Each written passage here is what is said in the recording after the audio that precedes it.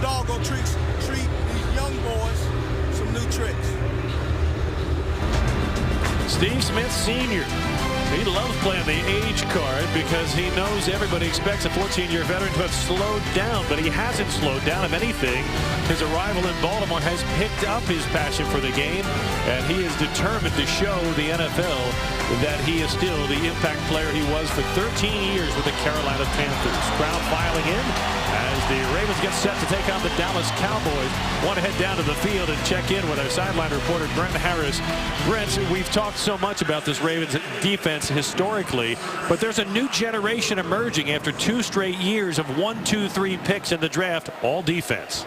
Yeah, it's all about transition. As you mentioned, there's still veterans on this defense like Suggs, Nada, and Dumerville, but the last 2 years, they spent the top 3 picks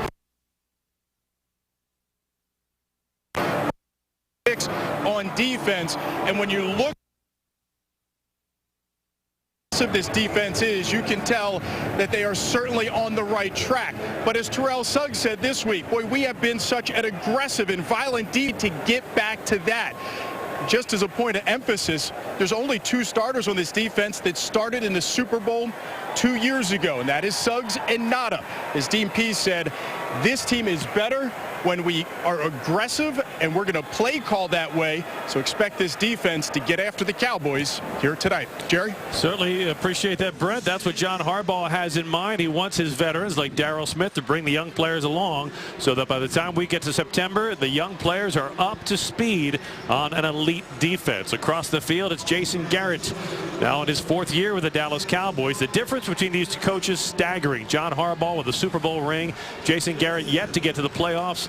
And you have to go back to 2008 and remember that the Baltimore Ravens first offered Jason Garrett the head coaching job. He turned them down. And John Harbaugh said yes, and the rest has been in the Ravens' favor. Ravens win the coin toss, and they will defer. So as Brent just shared with us, the focus on defense.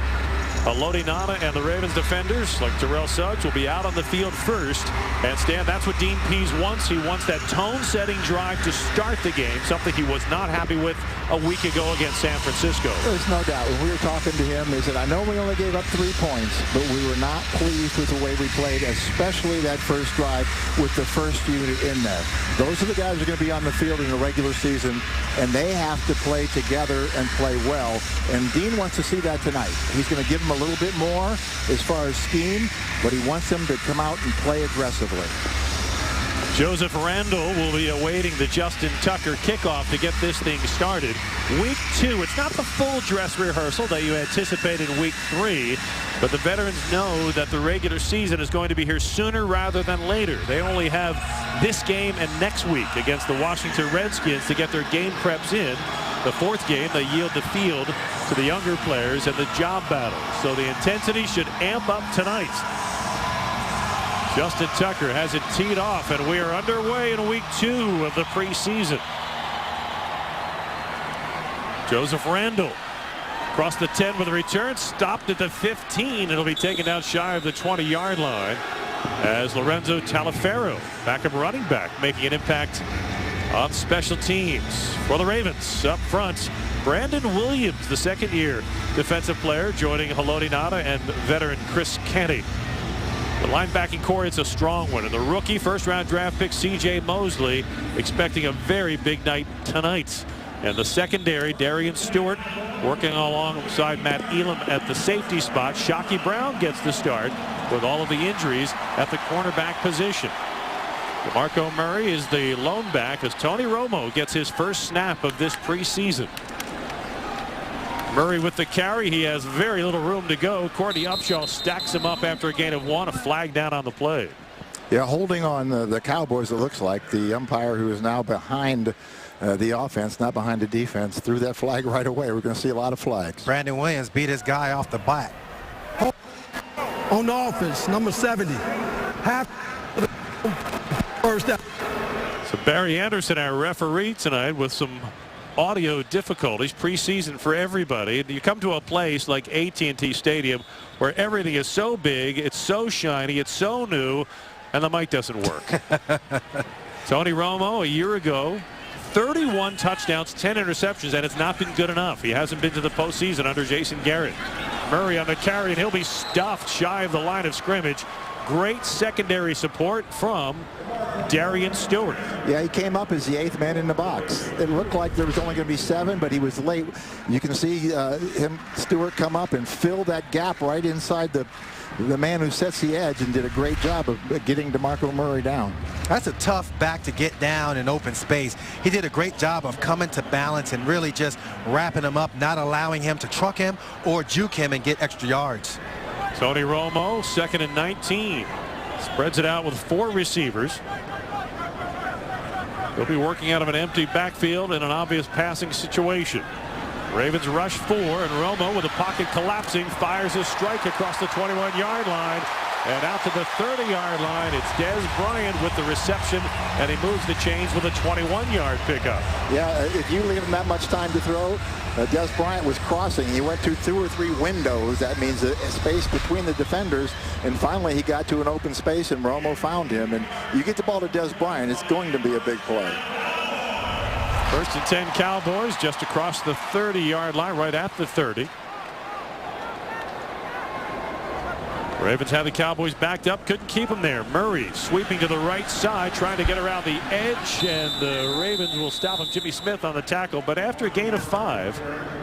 So a win for the Cowboys offense on 1st down. And let's not forget, they played the Cowboys 2 years ago, and the Cowboys rushed for 220+ yards in that game. So the Ravens know they have to have a lot better effort against the run game. So far they have. I mean, they did a good job against the run. It was that 1 pass play. Speaking of rushing and making sure you have good assignment football, C.J. Mosley definitely had an opportunity to wrap up and missed on DeMarco Murray. Murray getting all the work in the backfield on this first possession of the ball game. Under 12.5 to play. Murray on the carry, cuts it inside the numbers, and he'll get close to a 1st down. He has to get to the 40, and the preliminary signal is going to be just shy. Stan, take us through your defensive keys for tonight's game. Well, we just sort of alluded to it. Stop the run. That's important in any football game for any defense to do. Make the other team one-dimensional. And then second, limit the big plays. You had them 2nd down and 20, and you give up a 25-yard pass. Those are the things you have to avoid.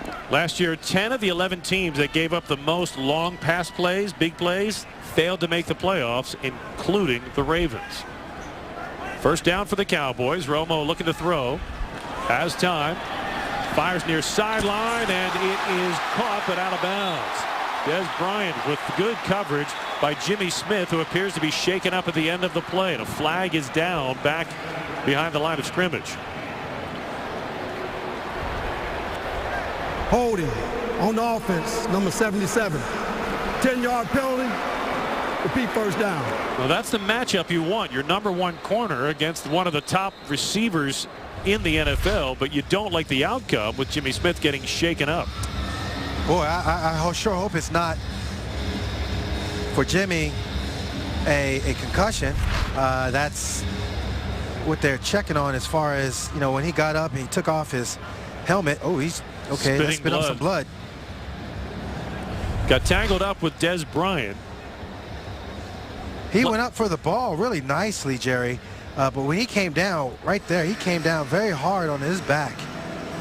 Yeah, he did. He took quite a blow, and his head then came and hit hard too. So yeah, it might be multiple situations they're looking at. He could have got the wind knocked out of him. Looks like he's got a bloody mouth on top of that. So he looks okay. He looks better than I thought he would be. Yeah. I think probably what happened was he had a scenario where he was trying to get up and make that play and came down and probably could have bit his lip or bit his tongue. No mouth guard?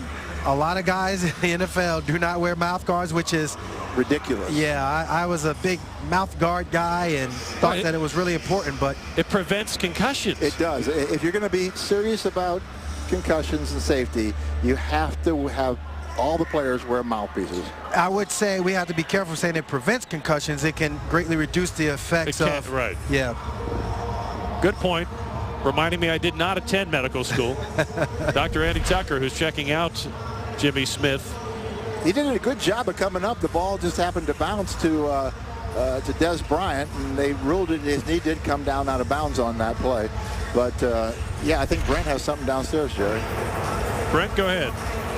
Guys, I think Jimmy did have his mouth guard in. He threw it as he went down, hit his back really hard, and I think doctors are being very careful because as Jimmy rolled over, blood started to come out of his mouth. I'm not sure if he bit himself. They're looking inside his mouth right now here on the sideline to try to determine how severe that cut is. But I think they were very cautious because of the way he fell on his back initially.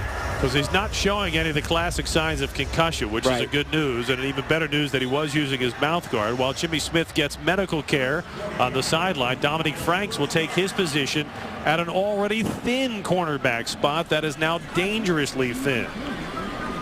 11:41 to play, opening quarter. Tony Romo fumble, and it's recovered by the Ravens as Courtney Upshaw is going to take it in for a touchdown.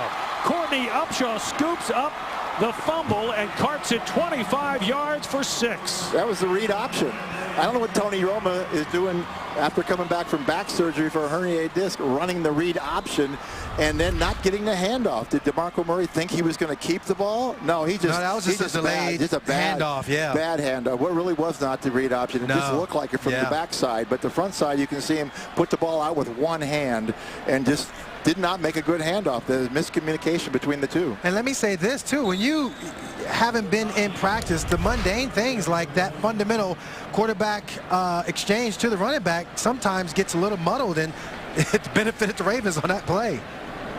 Extra point try from 33 yards for Justin Tucker is good. And Courtney Upshaw has the Ravens on the board first. We talked about defense before the game. We see it early in the game. 7-0 Ravens on the Ravens Game Day Network. Ravens lead at 7-0, 11:33 to play in the opening quarter, and the cornerback Jimmy Smith has left the field heading into the locker room, taken by the medical team after being injured covering Des Bryant on the opening drive of this game.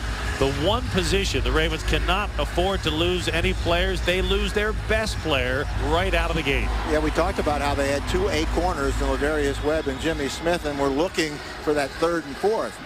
Well, those A guys right now aren't able to play, and they're looking for 1 and 2. Ryan Williams and Joseph Randall deep.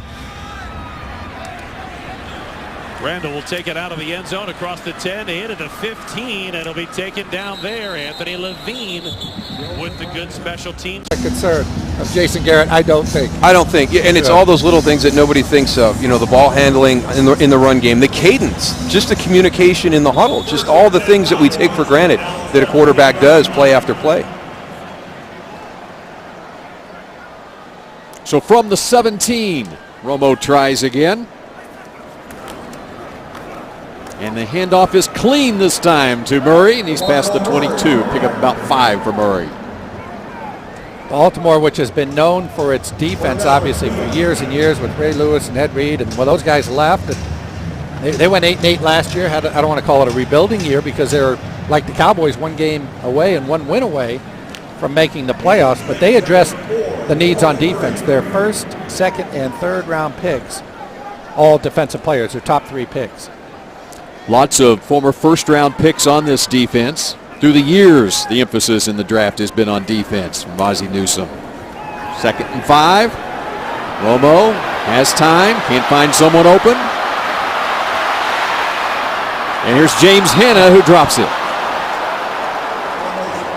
That's a big drop right there because he's got DeMarco Murray in front of him as a lead blocker, and everybody had kind of slid to the offensive left side of the field, and as Tony comes back to the other side, there's a lot of running room if James Hanna just makes that catch.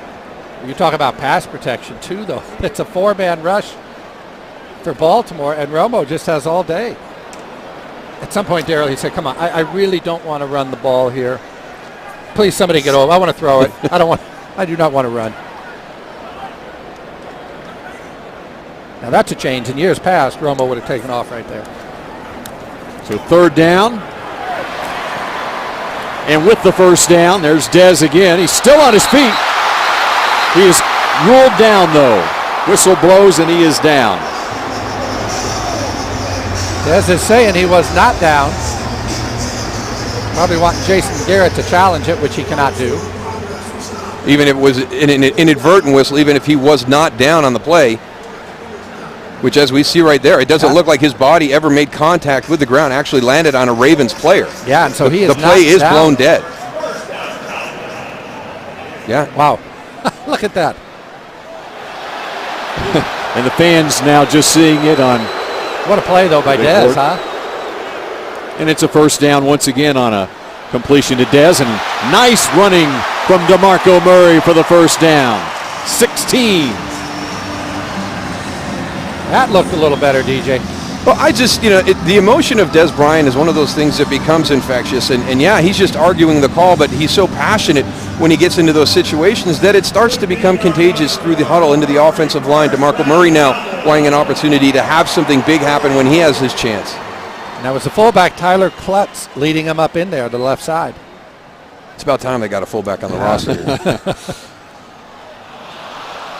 Nothing there that time. Going to be a loss of a yard. So he got 15 on the last carry and loses one there. And Bill, that's where you talk about, hey, it's hard. It's going to be hard to replace a guy like Daryl Johnston.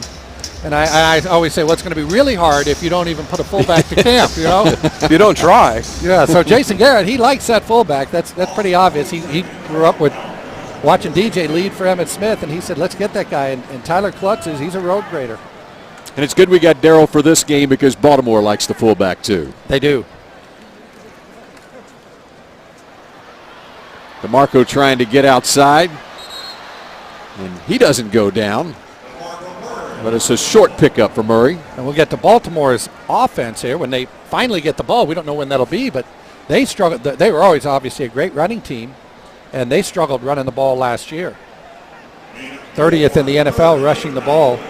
And the big difference, too, it's interesting. You say, well, the Cowboys struggled. The Cowboys didn't struggle in average per rush. They averaged 4.5. They just didn't run it very much. Baltimore tried to run it a bunch, but they averaged 3.1. Almost a yard and a half difference. With Ray Rice and Bernard Pierce, they've revamped their offensive line because of that. Now another third down. Lots of running room. Murray inside the 35. It was C.J. Mosley who made the tackle, their first-round draft pick out of Alabama. And watch the center, EJ, Travis Frederick. He gets out, he looks good the whole time, but he never ends up hitting anybody. 72. Yeah, exactly. I mean, look at this. You've got the great view right here, and also Zach Martin right there. Just commit and throw. Do something, because your back is waiting for you to make the move. He's waiting for you to decide, what are you going to do? You're going to try and kick out? You're going to throw at him? If Zach Martin in that situation just commits, DeMarco Murray then can adjust off of where he was going. Another third down conversion, pickup of 21 on the pass to Murray. They're using Murray like a bell cow on this drive. There we go. Yes, Jason Garrett referencing it during the week, using the word bell cow. And what is a bell cow exactly? I know it's a cow with a bell around it, but what does that have to do with football, DJ? I don't know. Maybe it's when you would go to town, you always had the one cow that had the bell on it. So is that true? I guess it's the guy that's going to take you to town. No, you want to stay away from that guy. Depending on the time of night, you want to stay away from that guy. Well, the town being the Super Bowl host city. Oh, there we go. There you go. There we go. Which would be Glendale, Arizona this year. 2nd and 8. Going deep for Dez. Touchdown. See if he throws up the X here. Yes. Darryl, you don't have to do anything with number 88 other than just get the ball in the air.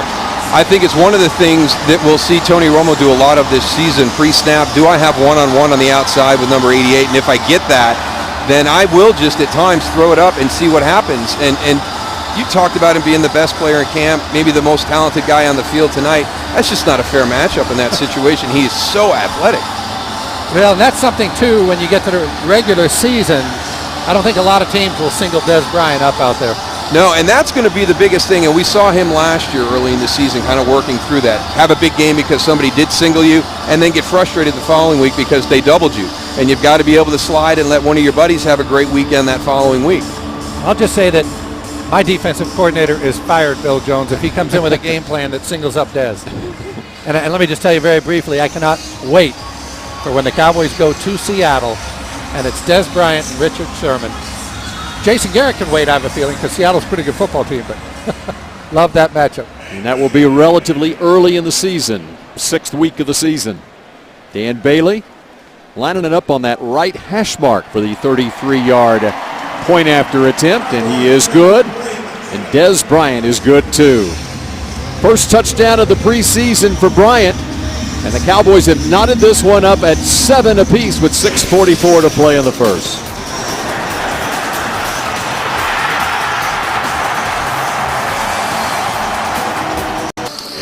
There are thousands of doctors to choose from in Texas, and only one you. Go to BaylorScottandWhite.com and search from more than 2,000 physicians by location, specialty, gender, and name.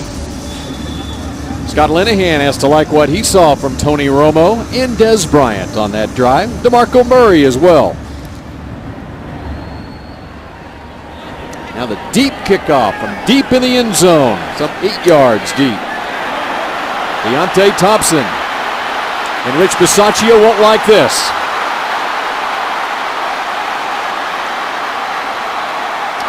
Deontay Thompson takes it 108 yards, shades of Jacoby Jones in Baltimore a couple of years ago, who went 108 against the Cowboys.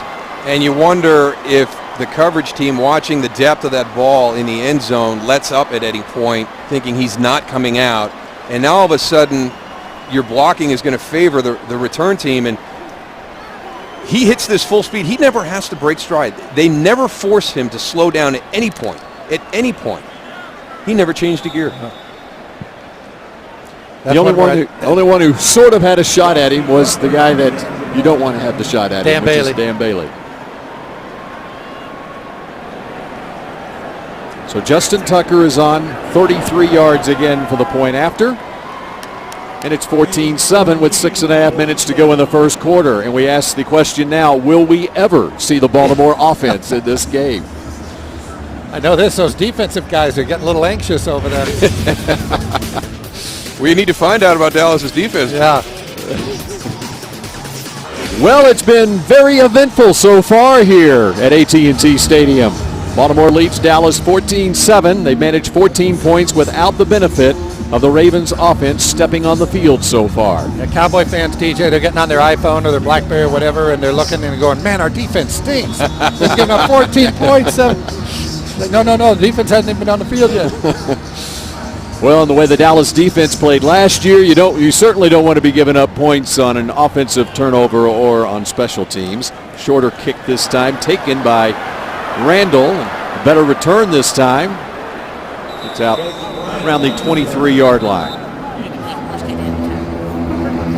Let's go back to the last kickoff here. And Dan Bailey, as you mentioned, Bill, had a shot, but he really needs to be up about 5 more yards into the pocket so you don't give Deontay Thompson 2 breaks here. We'll pause it right a little bit farther. We'll go a little farther right here. Now, Dan Bailey needs to be right up in this area so that if Deontay Thompson blocks left, you've got Barry Church there. If he comes this way, you've got action. But there's no way in the open field that Dan Bailey is going to get a kick returner to the ground. So if he's up filling that hole just a little closer, now he's not trying to make a one-on-one tackle in the open field, which is near impossible. Brandon Whedon now at quarterback, so Romo is done for the night, as is Dez. Rolling right, Whedon. And he's got Gavin Escobar, and that's a first down. Whedon last week against the Chargers, his number's pretty good, 13 out of 17 for 107, had the touchdown pass to James Hanna. Thought he played well. Of course, he's got 2 years under his belt as a pro, 20 starts at Cleveland.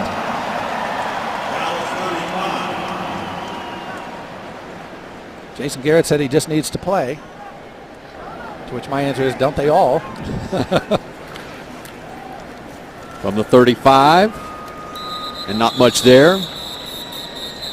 And that's Lance Dunbar getting his first action of the preseason. He, like Murray, did not play a week ago. How about Lance Dunbar, too, sitting? I mean, is he that valuable, DJ? Did you ever get a chance where, like, you and Emmett both didn't play? Seriously? In a preseason game? Yeah, you know, Emmett may not have played, but I was playing. But when they said, okay, DeMarco Murray's not playing, understandable. Dez not playing, Romo, understand. Lance Dunbar's not playing. I was, wow, he is really elevated. He's making strides. There he is. And that's another first down. Product of the University of North Texas, Lance Dunbar. Went to Haltom High School here locally. What about the transformation of that running back, DJ? And it really is now a two-back league with very few exceptions. Yeah, I mean, when we played, Babe, there was always the featured back, and he might get a break from time to time during the course of the game, but as the game has gotten more and more specialized, the running back position is now kind of fallen under that same thing. And for a while I fought it, but I really do believe it's beneficial because you want your running backs healthy and playing their best late in the year. Dunbar again gets outside. And some nifty running down the sideline. Now, counter to your point, DJ, I remember Emmett carrying a ball about 380 times during the regular season and then playing pretty well in the playoffs as well. He was really, in my opinion, the first guy at that position that knew the importance of health and away from the training room, took care of his body year round.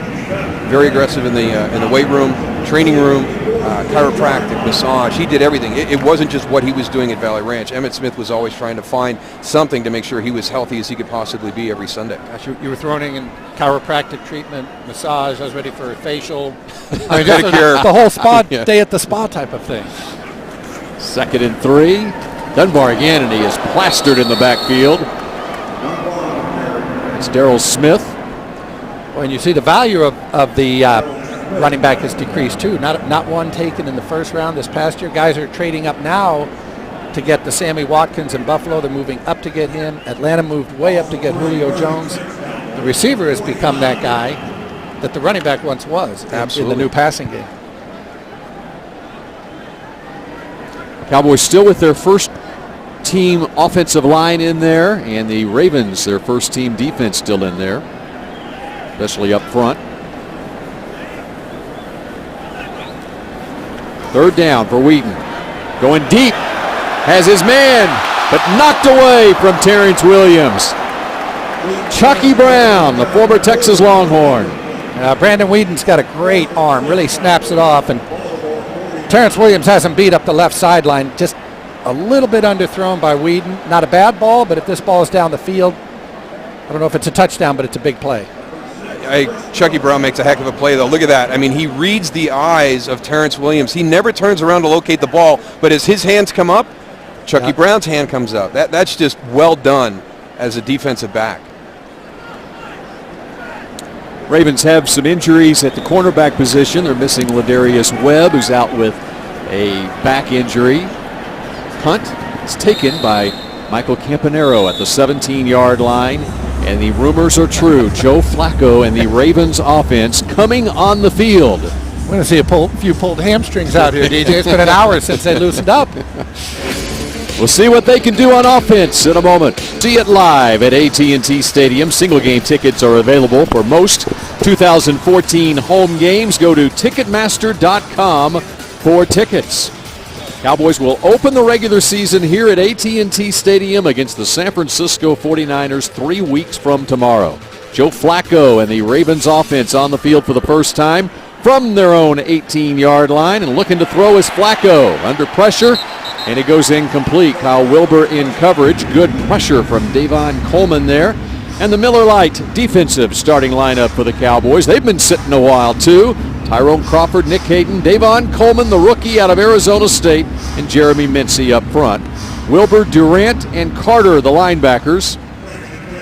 And in the secondary, Skandrick, more on him in a moment. B.W. Webb gets the start at right cornerback, and J.J. Wilcox and Barry Church are the safeties. No Brandon Carr or Mo Claiborne this week again. And there's a flag down as that one goes incomplete. Let's see if they don't get Justin Durant here. Number 52 for the Cowboys. Way away from the ball, by the way. Way away from where the ball was thrown.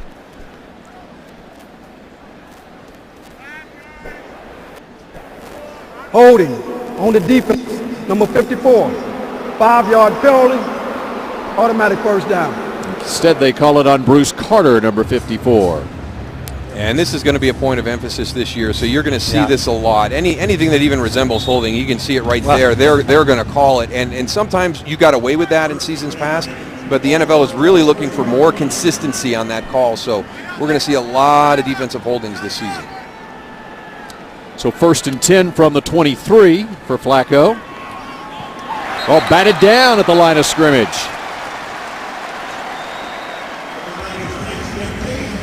Nick Hayden. Funny, Nick Hayden isn't going to give you much of a pass rush. Matter of fact, he's not going to give you any.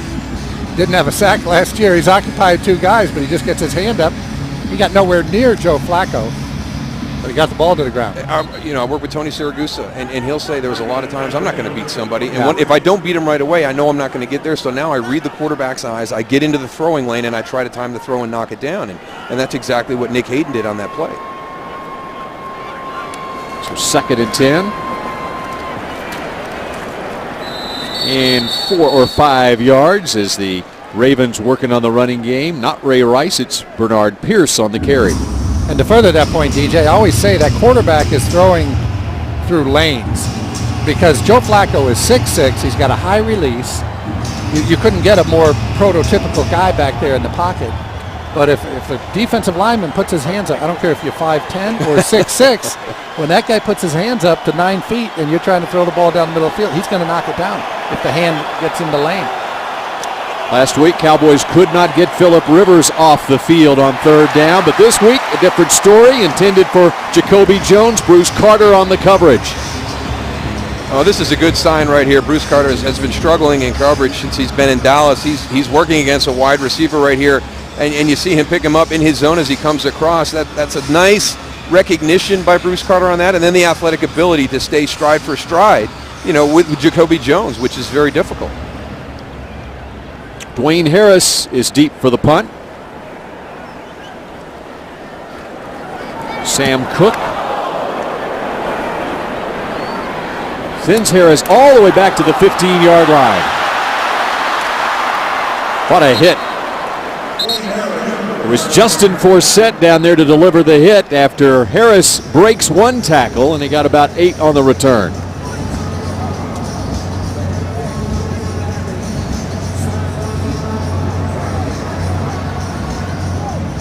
Watch B.W. Webb here, and you're on these teams, these special teams, DJ, but number 20, once you miss your block, right here, don't look at the ball, turn your back, go get somebody. And he gets caught looking at Harris, and then he could have been blocking downfield for him. You got 2 options there. Yeah. You're either going to make your guy try to miss you coming back upfield, or you're going to hit somebody in the back. So just turn your back to the ball.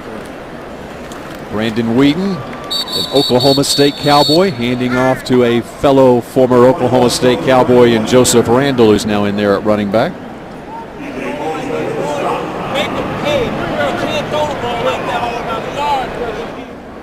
Couple of yards for Randall there, bring up 2nd down 8. Cowboys still with their first-team offensive line in there. And Ronald Leary moved into the first unit as he was almost all of last year. This past week during training camp, he was with the 2nd team last week at left guard. Ball batted away. And Whedon winds up on his backside. Looking for Devin Street. Cowboys 5th round pick here on the slant right side.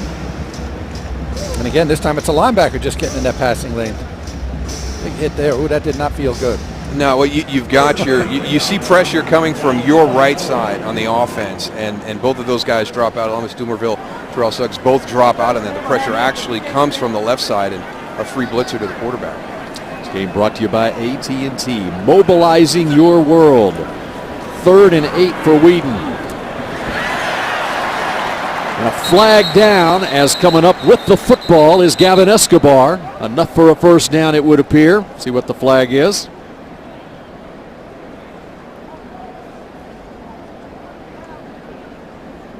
The point of emphasis early this preseason for this season is contact in the secondary. Holding. Defense number 23. Don't is decline. Use all the play. 1st down. And if you're sick enough like I am to be watching a lot of these preseason games on the NFL Network, which I've been doing, they've just been calling these things left and right. Yeah. New Orleans had 22 penalties. Wow. I believe it was last night they played, but just it's been incredible. They are really calling them close. As we all know, when the regular season comes around, it probably won't be that close. I don't think so. I think we're going to see this one continue through the year, babe. Boy, it's slowing the game down, though. Cole Beasley wide open and another first down. But that is where it all comes from, though. It comes from the Seattle Seahawks and their mentality of they're not going to call every single pass interference and slow this game down. So the NFL has to say, yes, we are. So they'll have to figure out other ways to fit these games in a 3-hour window for TV. Nice throw on the run by Whedon there. Gotta like Cole Beasley. Yeah. He's one of those lunch pail guys. You got to have someone like that on your team. They call them glue guys. Just what do I got to do? Just and he's whatever you play. better. Special team, slot receiver.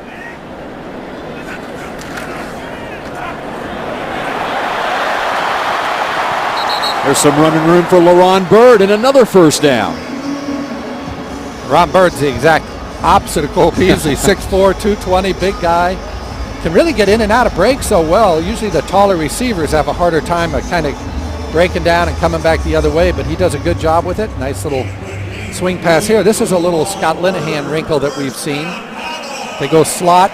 They take that ball in the slot, almost that college or high school play, give it to him on a little quick screen, and the outside receiver then becomes the blocker. LaRon Byrd, he's almost a cross between a wide receiver and a tight end, his size, as we are through one quarter of play. Here at AT&T Stadium, Jason Garrett likes some things he's seen. He doesn't like some other things. Did like what he saw from Tony Romo, who was 4 out of 5 for 80 yards in the first quarter.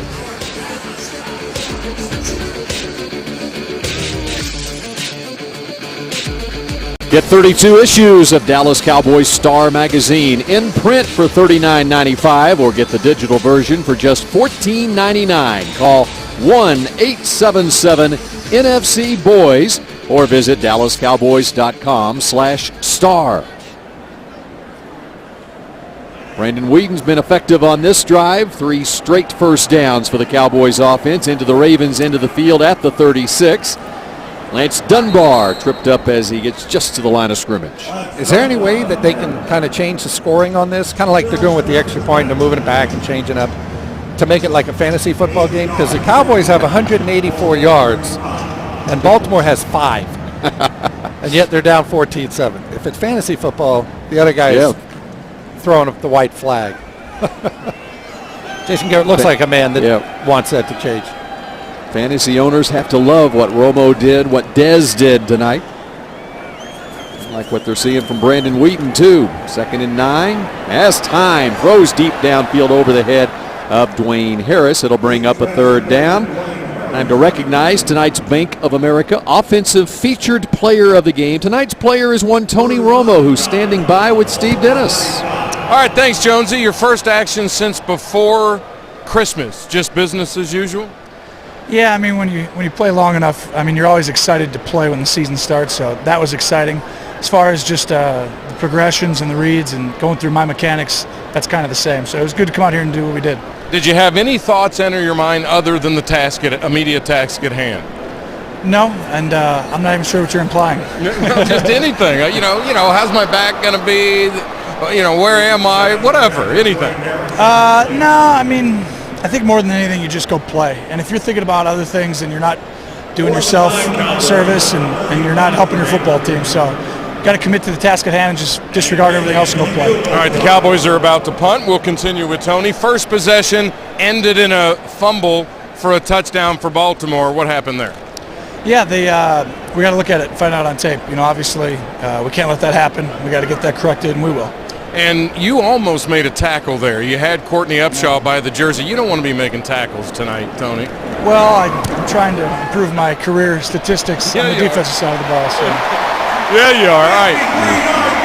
And we got a field goal. I said it was a punt. It was a field goal from Bailey. All right, second possession ended in a touchdown to Dez.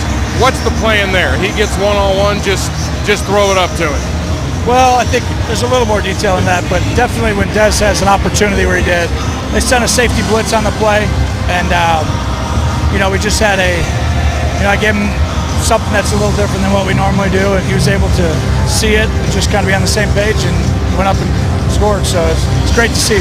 All right, finally, Jerry said that you were the highlight of his training camp in terms of your evolution health-wise. In terms of your status right now and your health, are you where you would hope to be at this point? Yeah, I mean, I think you never know, coming off an injury, how you're going to feel and just the progression it's going to take and the time frame, I guess you could say. You have an idea. But it's nice to be able to see that you can go out and play and your back holds up, your body holds up, and there's always going to be talk until you come back and go do it. That's part of anybody going through surgery. But we're doing it, and it's going well. And you got an iPad. You playing Words with Friends now? Or what is No, we're actually looking at tape here. So I'm sorry, but you'll have to play against someone else later. Thanks for the visit. Appreciate it. Thanks. All right, guys. All right, good stuff, Steve. And to read more about tonight's game with a 32-issue digital subscription for only $14.99 to the Star Magazine, football fans with Bank of America, official bank of the Dallas Cowboys. And there goes Deontay Thompson again. And he's out near midfield. Dan Bailey had the 53-yard field goal. He was 6 out of 7 from beyond 50 yards last season. Only missed 2 field goals all of last year. It capped the Ford scoring drive of 43 yards in 9 plays. Dan Bailey is money from about anywhere on the field, babe. He certainly is. If you're into kickers, we got 2 really, really good ones tonight because former UT kicker Justin Tucker, also 38 out of 41 last year, hit 33 in a row during the course of the season. Hit one from 61, a game winner from 61. And he was about 6 out of 7 from beyond 50. Big hit applied by J.J. Wilcox on Ray Rice, his first carry of the night. It was a big one for Ray Rice. 27 on 27. What happened to him last year, DJ? Ray Rice, that is. Well, I think it's everything. He's going to take a lot of the heat. You mentioned the stats. Baltimore really struggled to run the football, just over 3 yards a carry. They want to do that. It's part of their philosophy as an offense. But if the running lanes aren't there, they're just not there. Ray Rice is not Barry Sanders. You've got to give him some lanes. He's a powerful runner, but he's not going to make a ton of people miss. So as that offensive line struggled through the season last year, that's going to impact Ray Rice's production. Of course, Ray Rice will serve a 2-game suspension to start the regular season. A couple of carries there, went for 18 and for 3, bring up 2nd and 7 from the Cowboys' 35-yard line.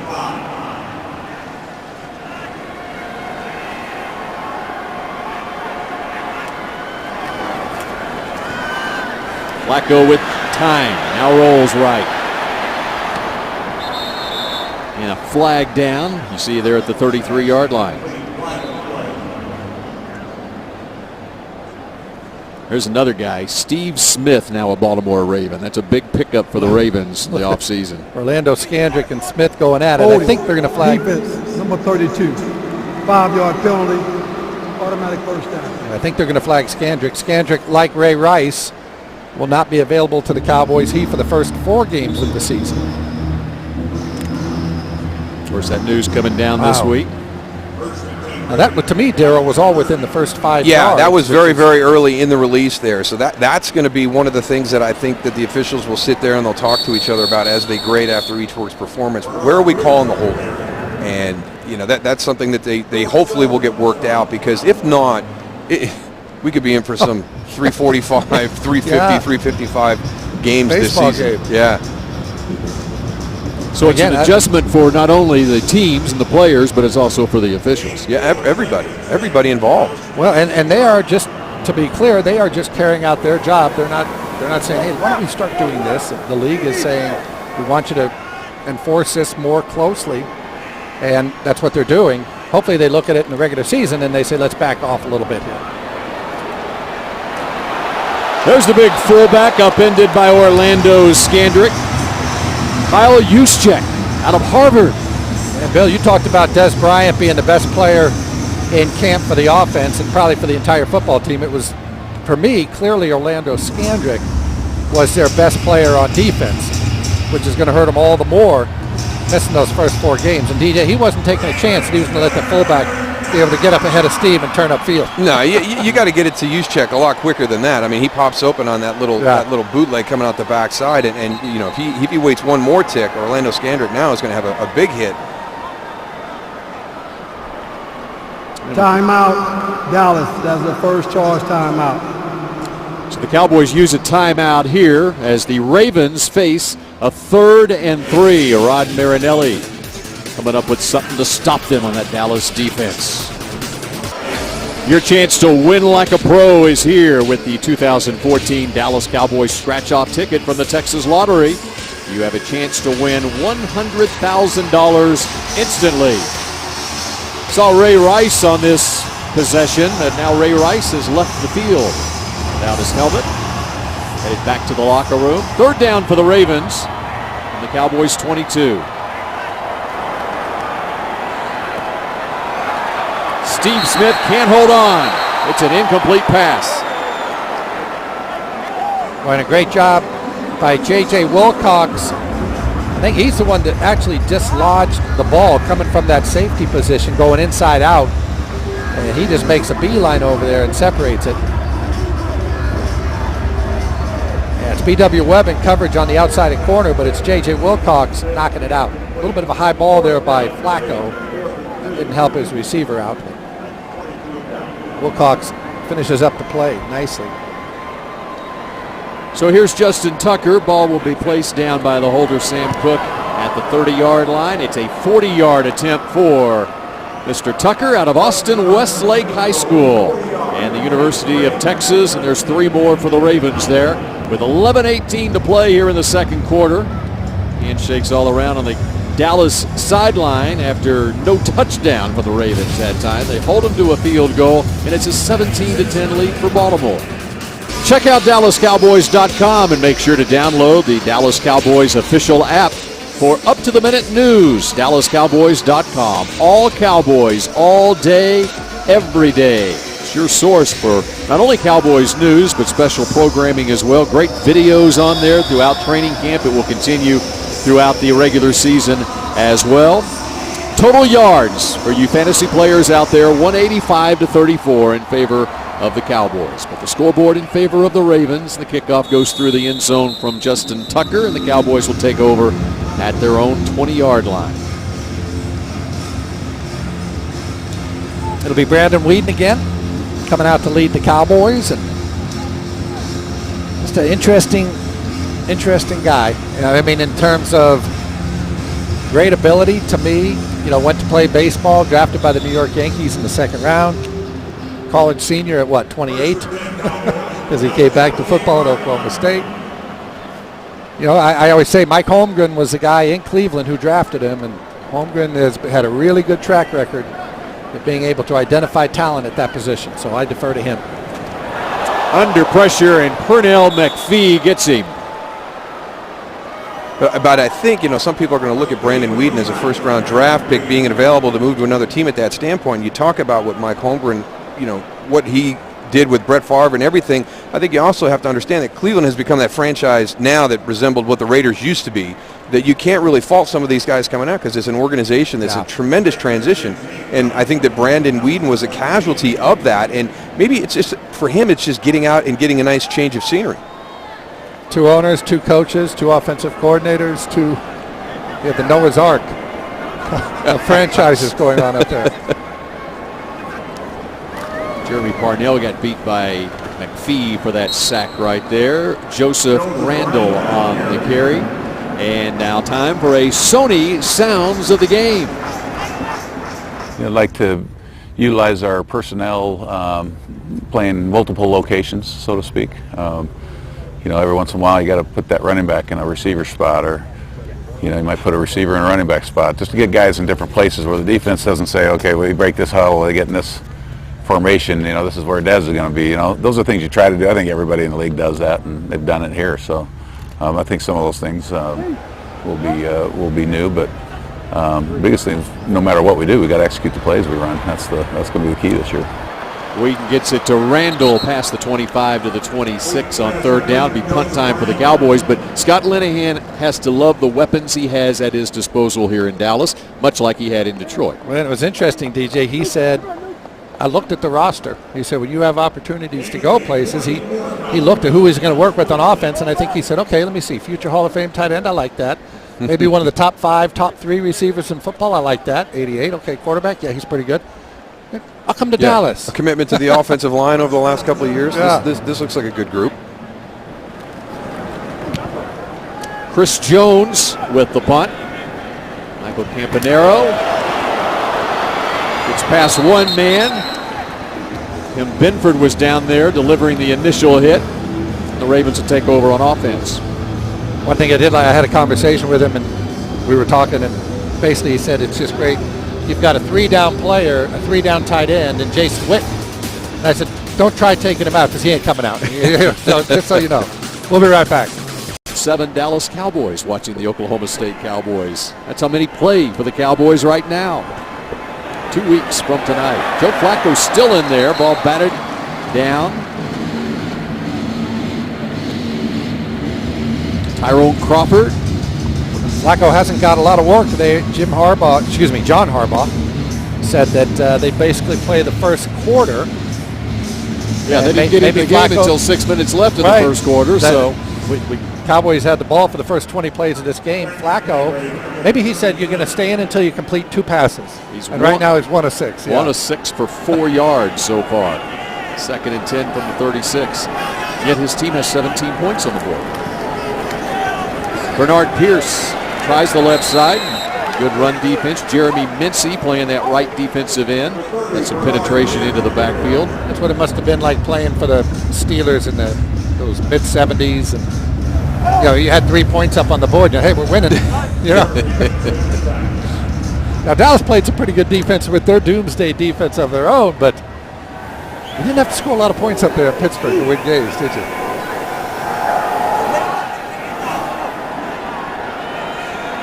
So 3rd and 9 for Flacco. And short of the first down marker. Tyler Patman with the defense. And a 3 and out.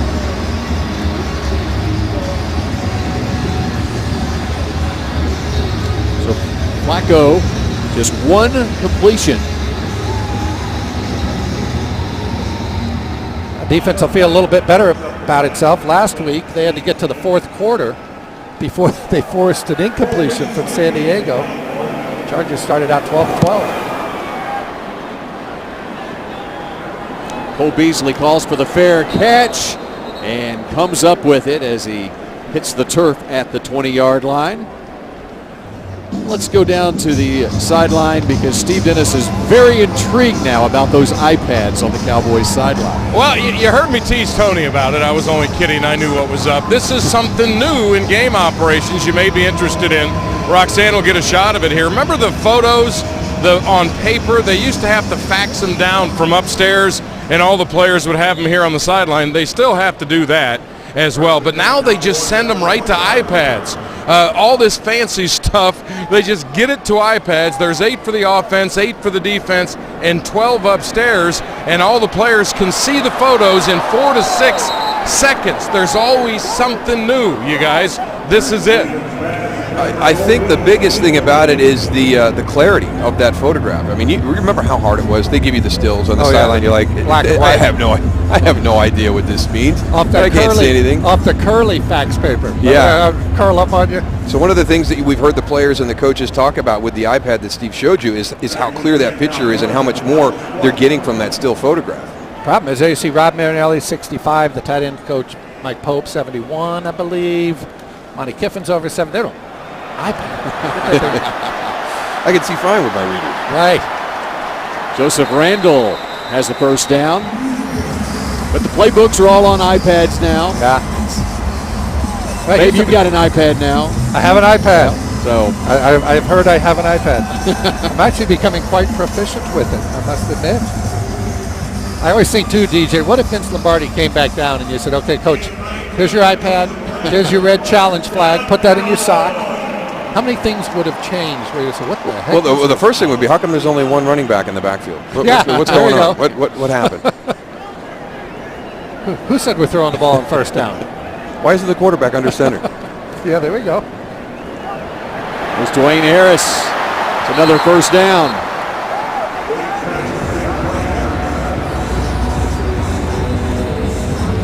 They would have told him that's not a team-issued fedora, not sponsored. I think this is the other play that's going to be fun to watch this year, these quick little bubble screens on the outside, because that's the other one, that distance within the line of scrimmage where they're allowed to block. And that's another one of these things that the officials are going to be looking at. When we heard that from the officials during training camp, that was the first question we had. Is that going to be a play we start to see disappear? Dallas has done a really nice job with that little bubble screen tonight, doing it the correct way. And another wrinkle Scott Linehan has brought. A little tweak right there inside the Ravens into the field at the 46 now. Under pressure, Wheaton gets it away for Harris. And it's picked off at the 4-yard line. Brendan Trawick with the interception for the Ravens. Dwayne Harris is slow getting up, and Brandon Whedon should be, because he just took a massive hit after he delivered this ball. Got a helmet right in the chest.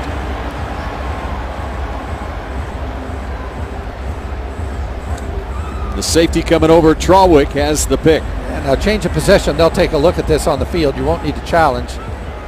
Did he have the ball in possession and all that good stuff before his knee and hit the ground there? Watch this two by Wheaton. Just lift it up and then boom. Josh Bynes delivers the blow on Wheaton. And while they look at it, a timeout on the field. Ravens set to take over on offense. Baltimore leads Dallas 17-10, 6:40 to play in the second quarter, and as predicted, they are reviewing the play. Meanwhile, the Cowboys coaches go back to their Microsoft Surface tablets to try to figure out what went wrong on this. Now, is the ball moving at the end of there, DJ? You tell me. Oh, it's that three-step process. Number one, first possession. Do you get 2 feet in bounds, and then do you maintain possession all the way through the catch? Looks like. See, I say, at what point does he have possession? And then you see the ball. And again, it's going for that angle, exactly. That goalpost is in the way. So, a lot of times this becomes where it stands as called on the field just because you don't get that definitive shot. It looks like he has possession. It looks like the feet come down in bounds before those knees hit out of bounds. In good position to make the call. Just couldn't tell if the ball is moving at the end here. And as you say, it looks like it might be hard to overturn. But again, it's one person kind of making this decision, and you can see it. There's your left foot. Looks like the right toe comes down before those knees hit, and then it really does come down to possession. And then is that ball moving? Once he hits. Yeah. But as long as he has it all the way through the catch, and we go back to the Calvin Johnson catch against the Bears in the season opener. We've seen this play a couple of times. I've given up on it. I am wrong about 50% of the time. Well, I've got no definitive answer for you there either.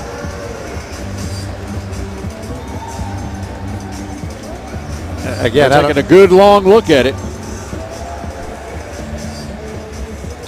And they do get some help now, the command center. And it appears that Jason Garrett was trying to give him some help.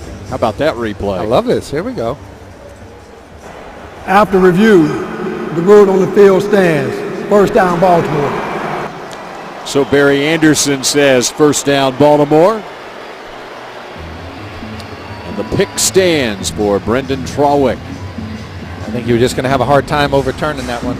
Got to be indisputable evidence to overturn the call on the field.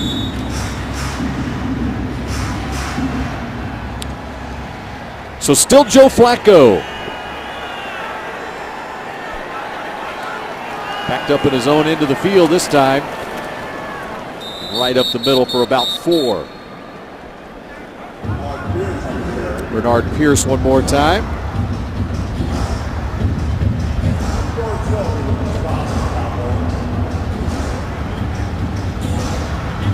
Gary Kubiak is now the offensive coordinator of the Baltimore Ravens. Of course, the former head coach for a lot of years with the Houston Texans, let go middle of the year last year. They revamped what they are doing on offense, late getting off the field as a Cowboy player. Jim Caldwell was their offensive coordinator the last 2 seasons. Timeout, Dallas. That's their second charge timeout. It'll be a 30-second timeout. Truly the coaching carousel. So Jim Caldwell gets a head coaching job with the Lions. Scott Linehan, of course, with the Lions as the offensive coordinator, comes to Dallas. They see Gary Kubiak going from Houston up to Baltimore. And if you want to get the running game going, that's the guy. Kubiak, of course, learned at the feet of Mike Shanahan in Denver as a player, as a coach. So they're into that, the whole press play, press. So trying to get that running game going up there.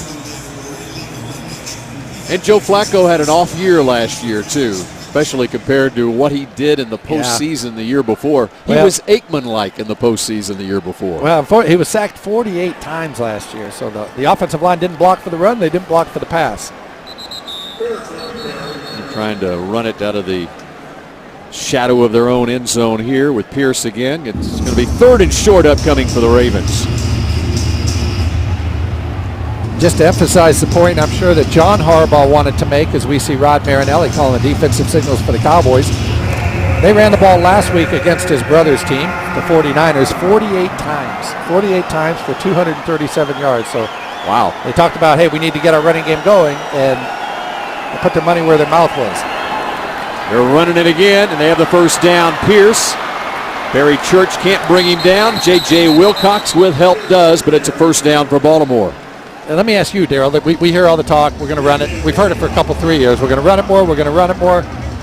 And now they've got clearly the offensive line to do it. They got the back to do it. So Darryl Johnson, are the Cowboys going to run the ball more this year?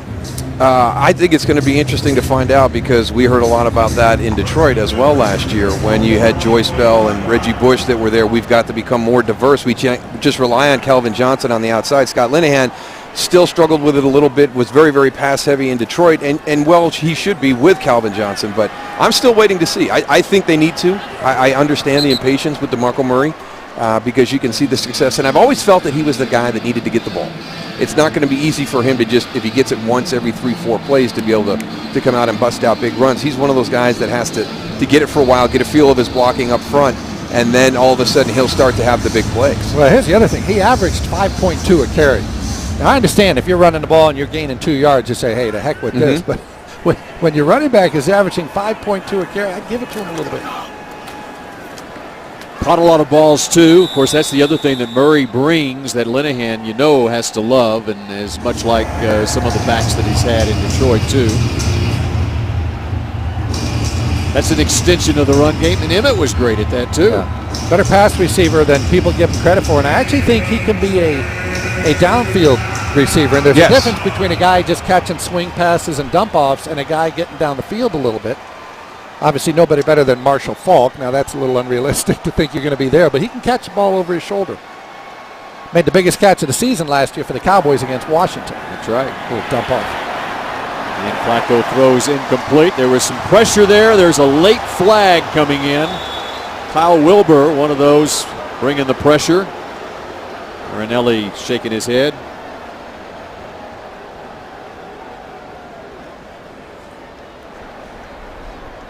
Personal foul, roughing the passes, number 99 of the defense, 15 yards from the previous spot, automatic first down. And that's George Selvey.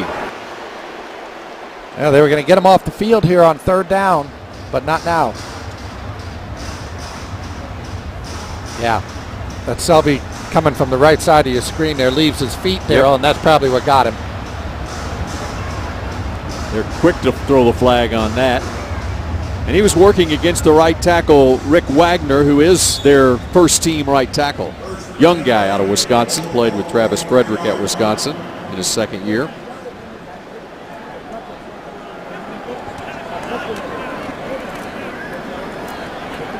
Flacco fires complete this time, and there goes Jacoby Jones. 25-yard line got him. Tripped him up. He was just about ready to pull away. He was. It's like J.J. Wilcox took kind of a bad angle at the safety spot here, and he got his feet caught up a little bit. You see right there. And then Jacoby Jones just, again, trips over the 25. Number 30 is the 7th round draft pick, Terrence Mitchell out of Oregon. Inside the 20. In the red zone now are the Ravens at the 19. There's a whistle, and the Ravens will call a timeout. John Harbaugh came sprinting down the sideline. Baltimore, that's their first charge timeout. This will be a 30-second timeout. Cowboys with some new features here at AT&T Stadium this season. In fact, today is the debut of the Miller Lite Corral on the west side of the stadium. Remember the good old corral at Texas Stadium? I worked from the corral when I first started out. Well, there it is. Did our pregame show on radio back in the old days. The Miller Lite Corral open 3 hours prior to kickoff. The plaza area there on the west side of the stadium. And for a couple of hours after the game. There'll be some entertainment in there. Some bands playing as well. Maybe Babe Loffenberg will make an appearance every now and then. Karaoke. There you go. Well, we don't want that necessarily. Going for the end zone, and he's got his man. Torrey Smith. Finally, Flacco delivers.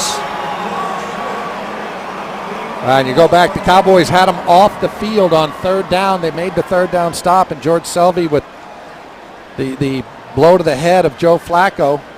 And that sustained the drive, and the Baltimore Ravens cashed in. Yeah, Joe Flacco makes him pay with a couple of really nice throws. The one earlier to Jacoby Jones was a very nice throw into a tight window, and here shows you some really nice touch.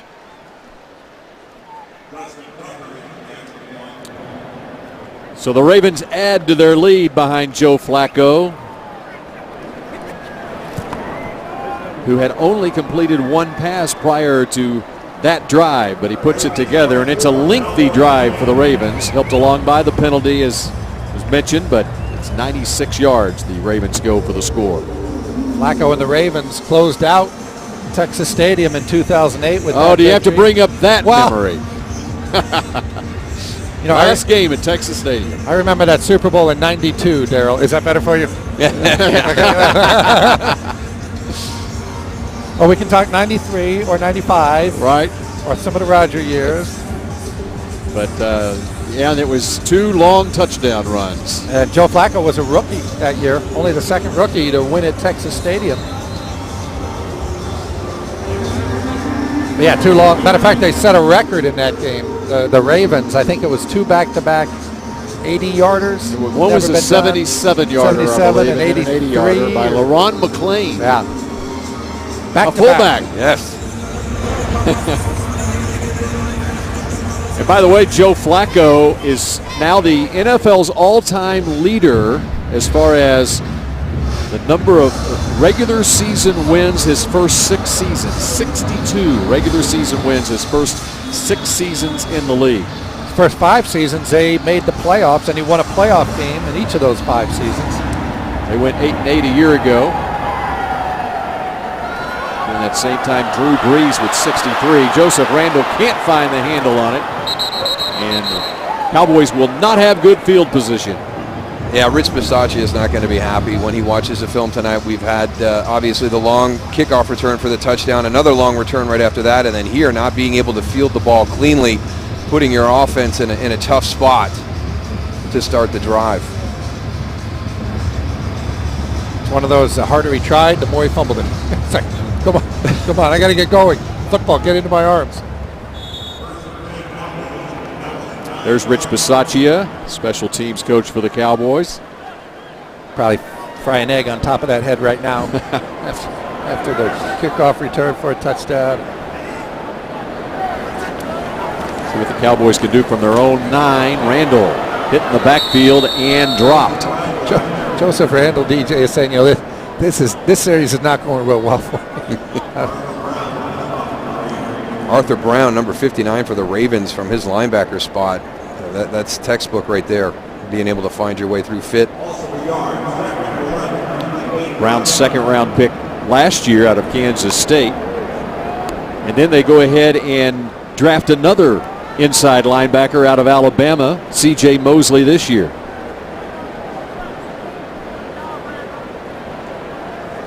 Kind of like what the Cowboys did back in 2010 and then the following year in 2011 with Sean Lee, followed by Bruce Carter.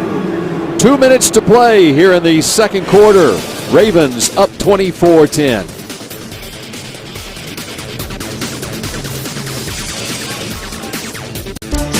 Now is the time to tour AT&T Stadium. Get a behind-the-scenes look at AT&T Stadium with a VIP, self-guided, or ARC tour. Stadium tours are available anytime. For more information and to purchase tours, go to DallasCowboys.com/tours. Des Bryant, in case you joined us late, had a touchdown reception. Tony Romo looked very sharp, 4 out of 5 for 80 yards. We're at the 2-minute warning here in the first half. But Jason Garrett has some other things that the Cowboys will need to work on come Monday when they report for practice very early in the morning on Monday at Valley Ranch. As training camp is over, they're back home. There's Jason Witten. We talked about him, and I told Scott Linehan when he said he's a 3-down player, I said, you better believe it, and do not be the guy trying to take him out because he's played through a broken jaw. He's played through a ruptured spleen. I said, he's not coming out of the game. I just want to let you know that. 2nd and 11 for Whedon and the Cowboys. Under pressure and off the hands of Joseph Randle. And to set up the screen there, and DJ, it never looked like it had a good flow to it. No, it's really hard. It becomes hard for the offense to execute. Here comes your blitz right into the face of the screen, and it's hard for the lineman to get in sync. The back always feels like he has to move quicker because that blitzer is coming right at your quarterback. So if you get a blitz into the face of that screen, it usually disrupts it. But if you keep your composure, I mean, that's when. Now, should Joseph Randle check him? Only if that's his guy. Only if it's his guy. If it's not his guy, then he's got to bypass because he's the key to the screen. There's Darian Stewart, number 24, coming that time. And now Whedon will call timeout, 3rd and 11. And with 1:54 to play, Ravens want to stop him here and then work on the 2-minute offense if they get the ball back. And funny, DJ, like you say, that you catch that screen on a blitz, it's This feast will or be a famine. 30-second timeout. It's feast or famine. You know, they can either get to you and screw up blow up the whole play, or everybody's in man coverage and they got their back turned, and here comes the screen, and you can bust a big one. And you're running right into where that guy just left. So it is, but a lot of times it boils down to who has that blitzer. Was it the running back who's your screen element in protection, and then he has to go front him up and then release him. But it looked like they had a chance where they had the offensive tackle coming out, sliding out to pick it up. So now you forfeit that guy downfield, but it's all happening at such a quick pace, and it is difficult. And that's a repetition play, for Brandon, for the guys. They'll get used to it. They'll become more comfortable with it. Well, and it's funny, the good screen teams, as you know, you've got to practice screening. Yes. I mean, Green Bay did it with Holmgren, and they were great, and the 49ers were great, but I guarantee Philadelphia you was a good screen team. They spent a lot of time in practice on it. It's They not something sure you just say, let's run a couple and we'll be good on Sunday. 3rd down for Whedon. And intended for Gavin Escobar. Got his hands on it. Can't come up with it. It's punt time for the Cowboys. It was an ugly series, right? From the very start. I mean, we go back to the kickoff return, bobbling the ball coming out of the end zone, and all of a sudden you put your offense in tough field position to start the drive, and they were never able to make a play to change that. Worst part about it is they're now going to give up the ball in good field position to Baltimore. With plenty of time for the Ravens to try to do something here to close out the first half. Chris Jones from his own end zone. The left-footed punter. Michael Campanero, the rookie out of Wake Forest. Gets about 5 on the return. So the Ravens will start near midfield with 1:36 to play. We're going to get Joe Flacco again. Again, the Cowboys, in case you just joined us, we had a kickoff return for a touchdown, a fumble return for a touchdown. So the Cowboys ran 20 offensive plays before Baltimore ever touched the ball on offense. John Harbaugh said his starters were going to play about a quarter. But here's Joe Flacco still in here with 1:36 left in the half. And he's 4 out of 10. 3 of those completions came on the Ravens' last drive. So there's another reason why Flacco stayed in the game. And there's a late flag in the backfield.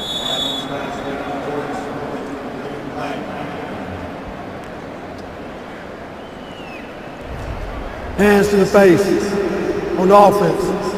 Number 60. 5-yard penalty, repeat first down. And there's that point of emphasis in the offensive line, the hands to the face. Eugene Monroe, the starting right tackle, or left tackle rather, for the Ravens. Ben, as you said, Bill, it's a point of emphasis. The two things that fans are going to see a lot of as they watch these preseason games called: hands to the face for offensive linemen, and then holding by the defense on the corners, and even the linebackers on tight ends. On 1st and 20, there's Justin Forsett. And there's Rolando McClain with the tackle. Ball came free but out of bounds. Number 55, Rolando McClain. Cowboys have some hopes for him. The former Baltimore Raven briefly in the offseason.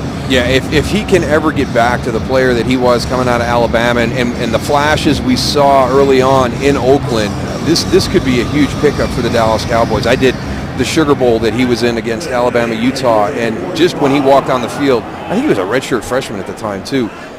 Big, athletic. I mean, he'd be that perfect Mike linebacker for Rod Marinelli's defense. Of course, he was drafted by the Raiders, 8th overall pick in the draft, coming out of Alabama. There's a first down for the Ravens. They're moving the football as we're now under a minute and 59 seconds. Timeout, Baltimore. That is their second charge timeout. This will be a 30-second timeout. It's not often you can be 24 years old and have held 2 retirement parties, but that's what he had done. And we were talking, DJ, about Cole Beasley walking out of camp a few years back, and Jason said he was the exception. Everything he had done in the spring, everything pointed to him really wanting to play football. So I think all those cases are looked at individually. If Rolando McClain, not saying this is going to happen, if Rolando McClain comes up and says, I want to quit, he's already done it twice, you say, okay, here's your bus ticket. Yeah. You know, your heart's not in it. But I think Beasley, they were rewarded for having patience with him. And he was not with the Ravens during the offseason after his second retirement back in April, which came days after signing with the Ravens. Traded to Dallas in July. And so it's taken him some time in training camp just to get into football shape. Yeah, and he struggled with the soft tissue injury, groin, hamstring. Kind of been in and out of practice a little bit. But yeah, like you said, DJ, boy, he flashes talent. You go, okay, yeah, I see if why he they can get back to it. He's got to find his love of the game more than anything. It sounds to me when a player does that for some reason he's lost his passion to play the game of football.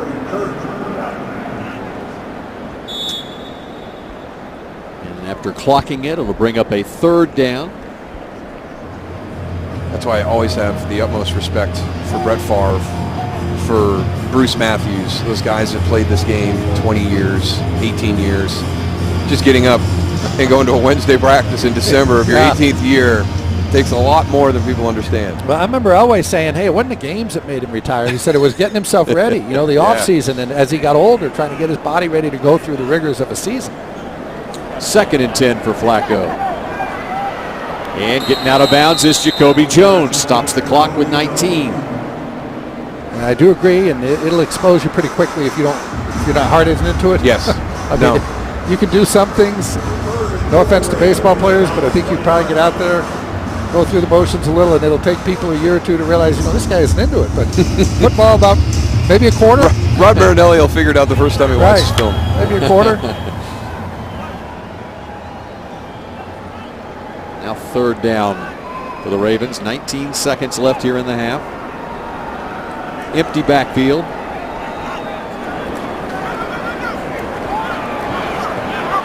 And who's incomplete, intended for Dennis Pitta, with Rolando McClain defending. Davon Coleman, the free agent from Arizona State, the guy, if you've been following the Cowboys, that you kind of been hearing some good things about, putting the pressure on Flacco there. And you see Rolando McClain, DJ, and you're exactly right. People forget Urlacher was 6'4". I mean, he could cover a lot of ground in the middle, and you need to in that 4-3. The wingspan, to be able to close down those throwing lanes down the field. So Justin Tucker, 38-yarder, right down the middle. He had 41 field goal attempts last year, and the problem with that is he had 41 field goal attempts. Yeah, you don't want to kick 41 times, and that says a lot about the Ravens offense last year. But the Ravens now up their lead 27-10 with 8 seconds left in the half. And the amazing thing was that no team played more close games than Baltimore last year. They're 8-8 on the season.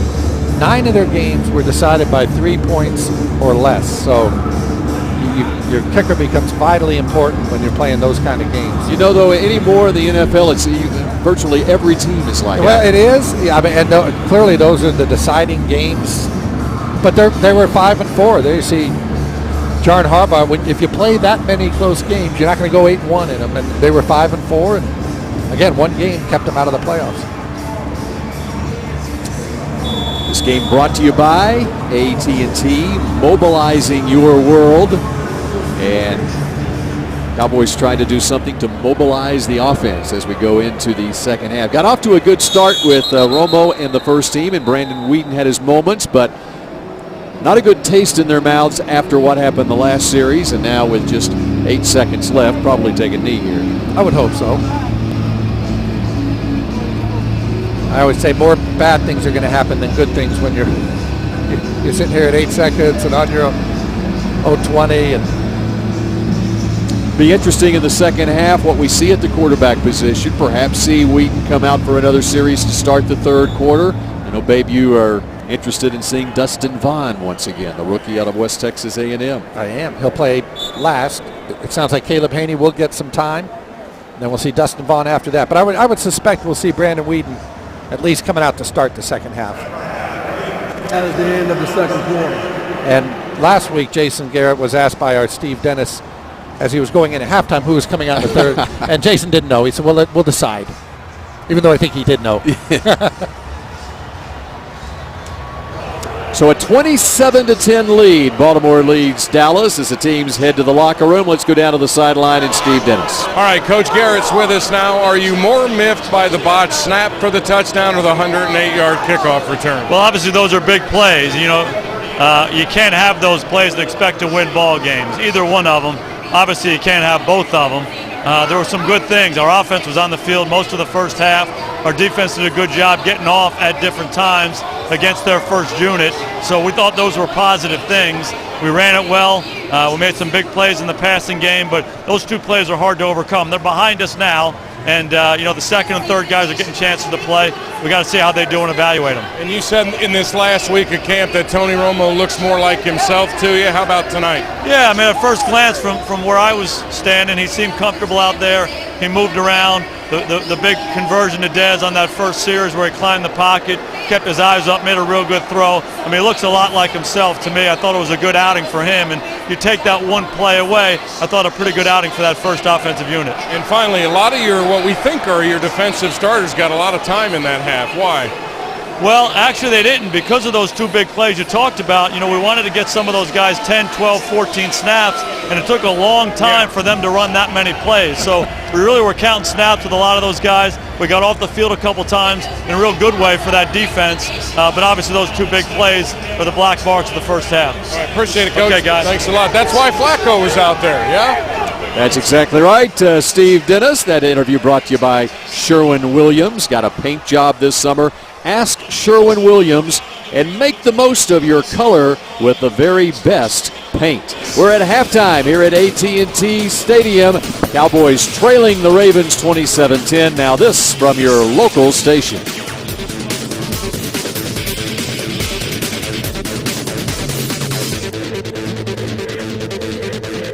Down.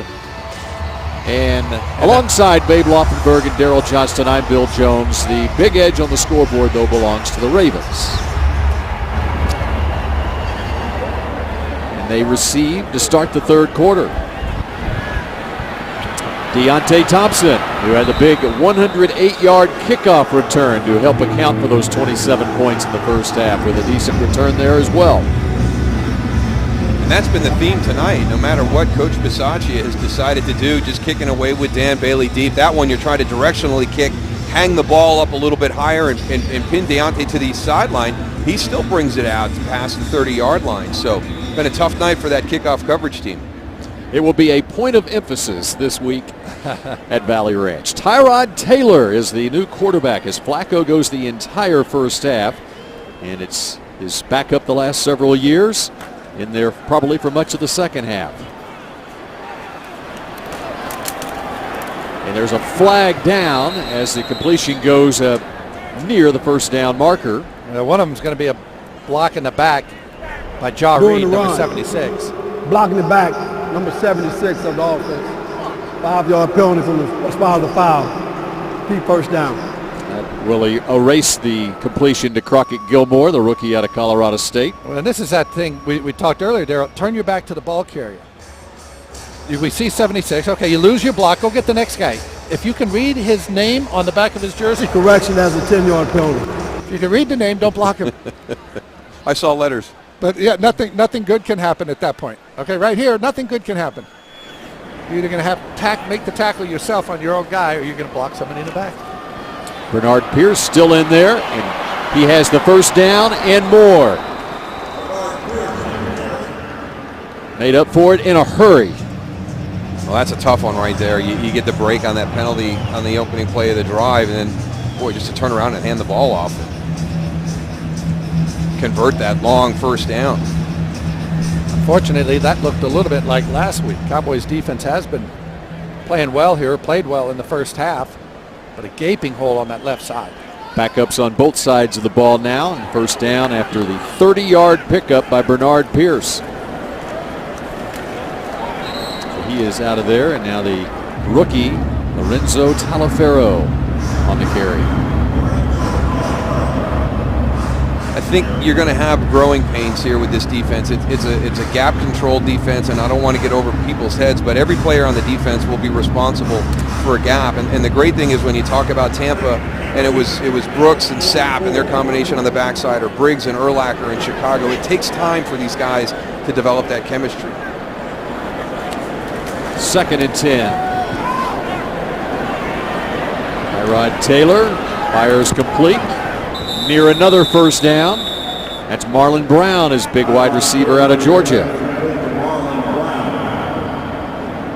They'll move the chains again. Tyler Patman, number 35. Here's that fake press boot to the right, that press play to the right. Everybody's man blocking. They run it, they run it, they run it. Then suddenly the quarterback comes and bootlegs it out the other way. And in fairness, now the Cowboys spent one day kind of working on Baltimore in this, so that's a little difficult. Taliaferro. Big pickup on first down, got about 9. Well, it won't be surprising, even as the year progresses, to see a misdirection result in a big play against this defense, because it is based on pursuit and speed to the ball. What's been, kind of the problem here on this drive was just the basic running plays with just gaping running lanes. 2nd and 1. And a first down for Taliaferro as they get it down to the 20-yard line. You still have Rolando McClain in there, number 55. Probably get a good dose of work here in the second half.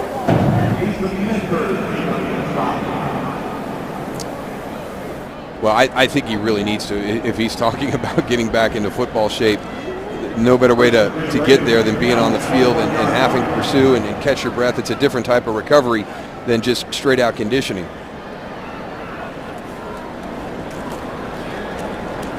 Workhorse Taliaferro down to the 15-yard line. Anthony Hitchens, 4th-round draft pick out of Iowa, number 59, in on the stop there. Straight out conditioning got Aaron Ross, the cornerback, this year. He tore his Achilles in the conditioning drill for the Ravens before the season started. See the 4th-round pick for the Cowboys there. Hitchens making a nice play. Started him inside and moved him back outside.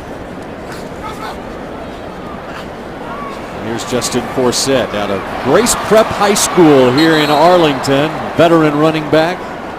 You want that or me, Daryl? 59. You want it or do I take it? Well, it's unfortunately it's been something that's been going on this entire drive. You can't stop your feet. Justin Forsett, you're throwing, you throw and you roll. I mean, there's no wrap up, there's no run through, and we see it more and more in the NFL. And because we're not practicing in pads as much and we're not allowed to do live tackling, we're seeing poor tackling. And if that's a corner, that's a different story. You're giving up 50, 60 pounds, but when you're a linebacker, you're not supposed to just roll over and hope he trips over you. Rolling out again is Taylor, throws to the back of the end zone. Too hot and too high for Kamar Aiken.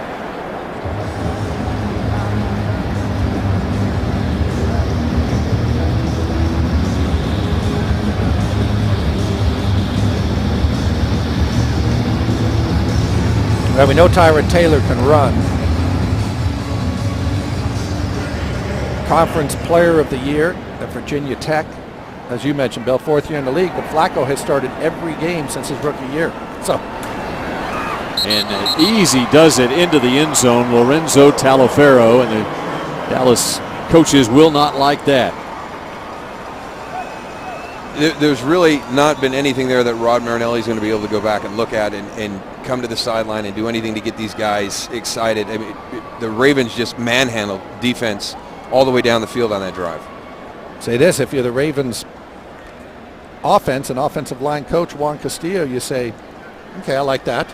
That's what I always like about practice, DJ. Say, hey, the offense looks good.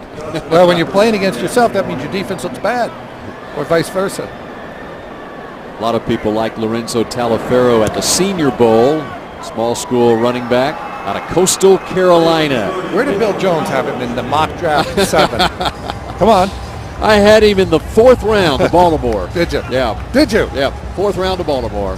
And lo and behold, that's where he went, to Baltimore in the 4th round. Now he has a preseason touchdown at AT&T Stadium. Customize your car with a set of Dallas Cowboys license plates from myplates.com, or choose the popular Lone Star Black plate. My Plates even has a great-looking pink plate. Visit myplates.com today. Cowboys trailing the Ravens here, 34-10, 10:23 to play in the 3rd quarter. Cowboys will take over on offense. Justin Tucker with the kickoff. Taken 1 yard deep in the end zone. B.W. Webb, he gets hit before he gets back to the 20-yard line. That's where the Cowboys will take over on offense as we start the 3rd quarter. And yes, as predicted, Brandon Weeden will be at the controls of the Dallas offense at least to start the 2nd half. And we'll be back to AT&T Stadium in a moment. It's brewing with the Cowboys. Well, here's what's brewing. Cowboys came back to Dallas yesterday after a busy final week in Oxnard on Tuesday and Wednesday. The Oakland Raiders practiced against the Cowboys. Stop by Dunkin', get a freshly brewed coffee. America runs on Dunkin'. Brandon Weeden at quarterback. First possession of the 3rd quarter, 19-yard line. And Joseph Randle gets 3. All right, Babe, you were there for those workouts against the Raiders. Was it as electric an atmosphere for a practice as you have seen? Jason Garrett. Jason Said Garrett it was said the best that. he'd ever seen in all his years in football. It was pretty good, though. I will tell you that. It was, anytime you get another team in there, and especially the Raiders for whatever reason, because they haven't been very good lately, the intensity picks up, everything picked up, fights breaking out. Although, Darryl, you were there in Austin for the Raiders practices. Yeah. These were not fights. These were, I don't even know what you call them. Well, we had a couple of fights. A couple? Nice throw. That's a great throw. Beautiful to Gavin Escobar. I like the response of the team. They had each other's backs. The one escalated because you got into the fans, and now it's a whole nother dimensions added to it. But I thought Jason had a good. I thought he had a good explanation of that. We got to be smart and know, because it's about penalties and things. But you also have to. You have to be tough. You have to have your partner's back. It really was good work. The intensity picked up, and there we see the Morris Claiborne. That's great. I mean, that's what you want. I mean, you got to be physical on the outside. Now, when somebody comes up here and comes after your guy, okay, now where's my teammates? Where's my guys? It was on, as they say. It was. It was right up against the fence where a lot of Raiders fans got a bird's eye view of that right up against the fence. Joseph Randle gets a couple. So, back in those Austin days, those fond memories of when the Raiders came to town, Darryl? Holding, offense, number 87. 10 yards in the spot, repeat first down. The game was the easy part of the week. You're like, can we just get to a game? Can we just get to the game? These drills are unbelievable. The great thing was Al Davis walking out into the middle of the practice field and just going, I've seen enough. Yeah, and then we would move on to the next drill, and our team just like, oh, thank you so much, Mr. Davis. Jimmy had no desire to move on to the next drill yet. That was noted orthopedic surgeon Dr. Dan Cooper there looking at the shoulder, it appeared, getting under the shoulder pad here of Gavin Escobar after that last catch. So Escobar, the second-round draft pick last year out of San Diego State. It's a 37-yard reception. There's James Hanna. He's hit hard after a short pickup. And that's Terrence Brooks, third-round draft pick out of Florida State, played for the national champions, and the Ravens have big hopes for him at the safety position. And again, Baltimore clearly felt like they had to upgrade their defense. They had 2 third-round picks, but the first of those thirds, they received Brooks, and they used the first pick on their linebacker from Alabama, Mobley, and also a second pick on defense as well. So, see, I don't buy when people say we'll take the best available player. You get some needs. Yeah. Take the best available player at the position where we need him is what they really mean to say. And there's other ways to improve your team, whether it be in free agency. Hey, but if I have a Cowboys clearly had a deficiency in the offensive line, and they addressed it with 3 first-round picks in the last 4 years.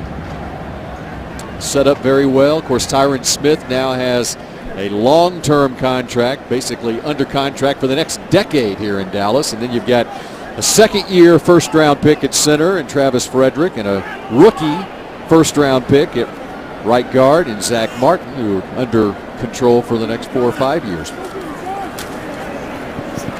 Wheaton fires down the middle, and it goes incomplete. Almost picked off. Yeah. Wheaton has not been nearly as accurate as he was last week. I thought last week he threw the ball very well. He's been just a little bit off, including the last ball to Hannah, which was a completion, but got thrown behind him. This one looks like a little miscommunication, maybe, DJ? Well, I think the pressure got to him on that one a little bit. That one came out quick. He has taken some shots in that pocket, hanging in there. Just collapsing in a hurry.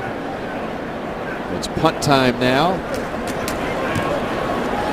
You notice that's not a left-footed punt. It's a right-footed punt. And it's the new Cowboys punter who is from Australia via the University of Memphis, Tom Hornsey. A Ray Guy Award winner at Memphis. So that's saying a lot. Ray Guy, Hall of Famer Ray Guy. It's finally Hall of Famer. Yeah, that's right. Need to start calling the award the Hall of Famer Ray Guy Award. Baltimore 34, Dallas 10.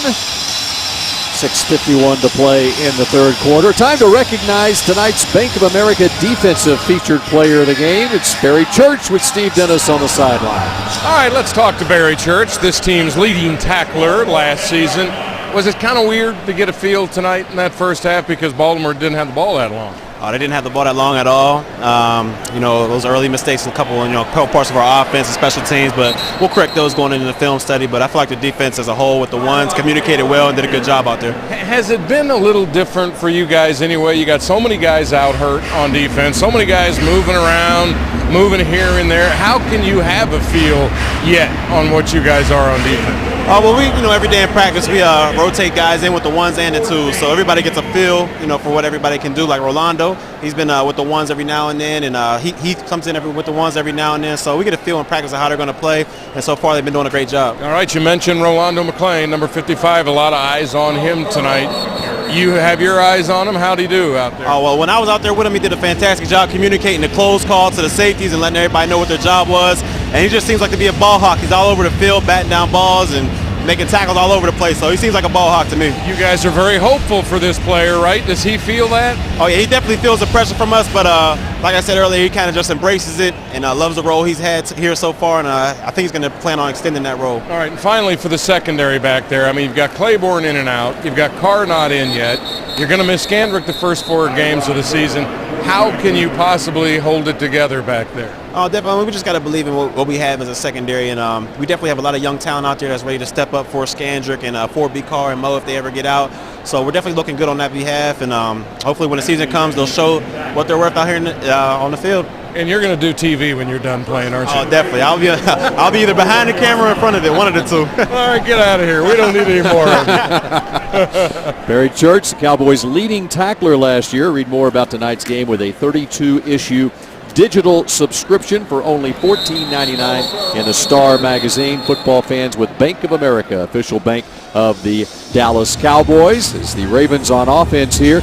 And it's indeed our pleasure right now to be joined up here in the broadcast booth by Cowboys Executive Vice President Charlotte Jones-Anderson.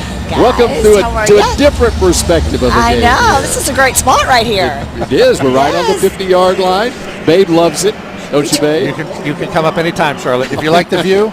I think we treat you guys pretty nice. I kind of like this. Yeah. Nice setup you got. That's exactly right. It's been a big day, not only a big night tonight here at AT&T Stadium, as it's a first down run for the Ravens, but this day got started. There were about 500 moms out here for a football clinic today. What was going on? Yes, like you said, we had over 500 moms who also brought their children. You may have seen some of them out here playing at halftime.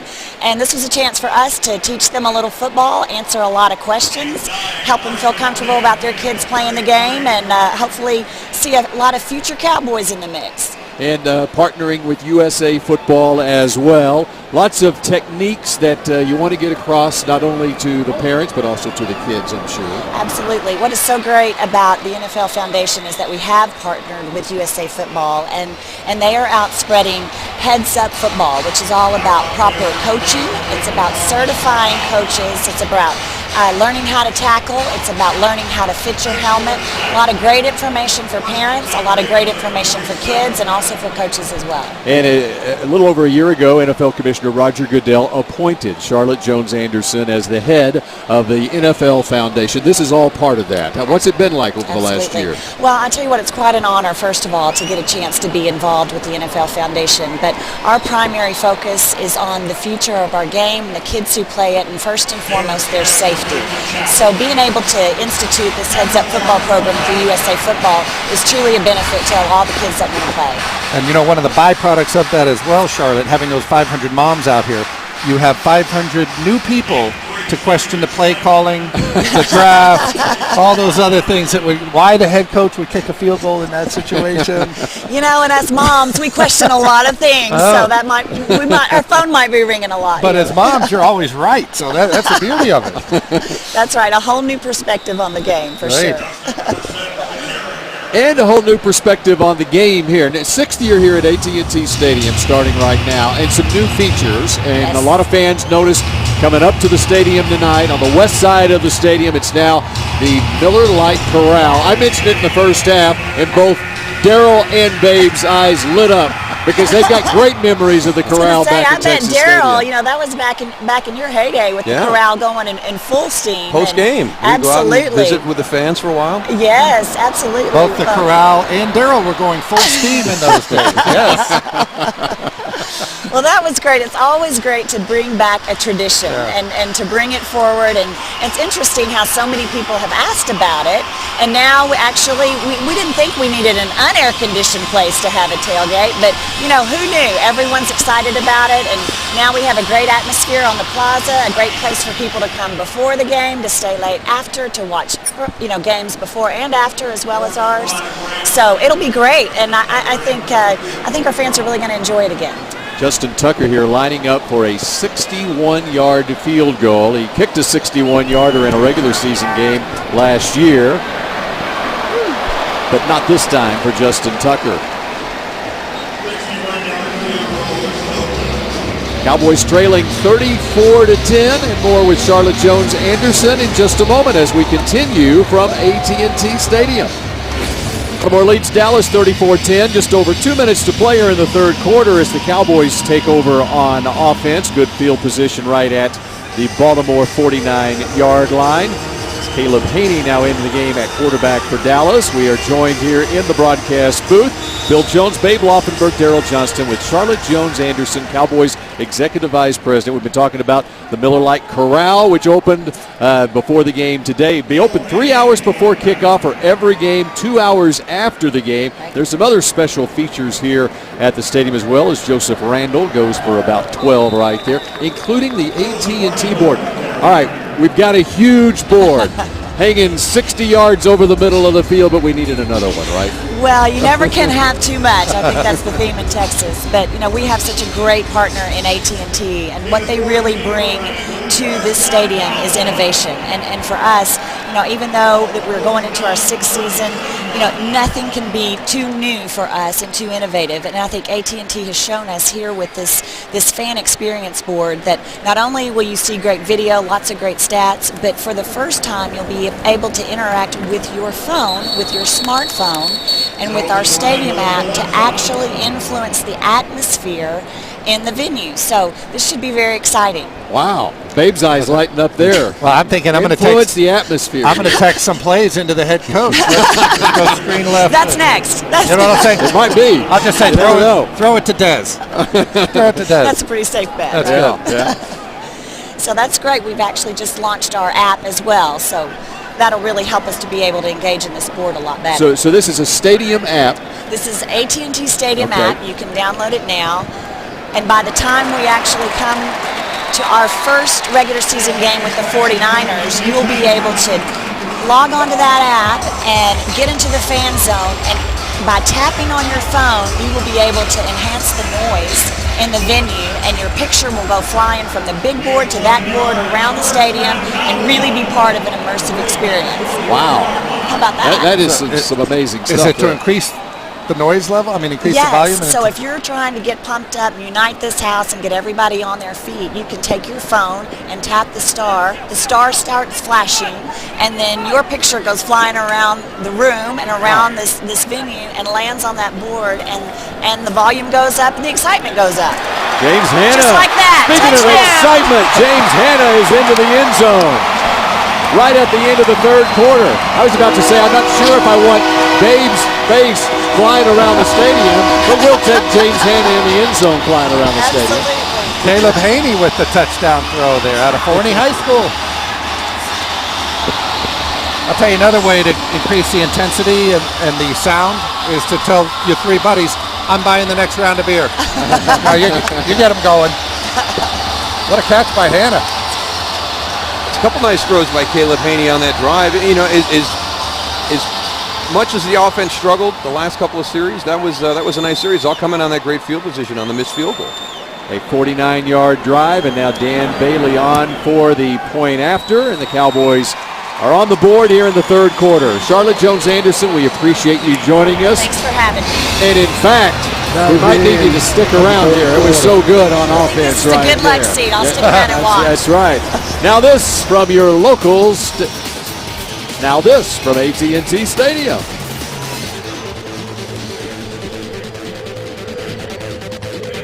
Cowboys action. Season tickets are available. Call 817-892-4400 and speak with a sales consultant now. Cowboys open the regular season 3 weeks from tomorrow against the San Francisco 49ers. James Hanna with his second touchdown reception of the preseason. Nice throw from Caleb Haney, number 7 right there, the man from Forney, Texas. One of 4 quarterbacks in camp for the Cowboys this preseason. Dan Bailey has the football teed up.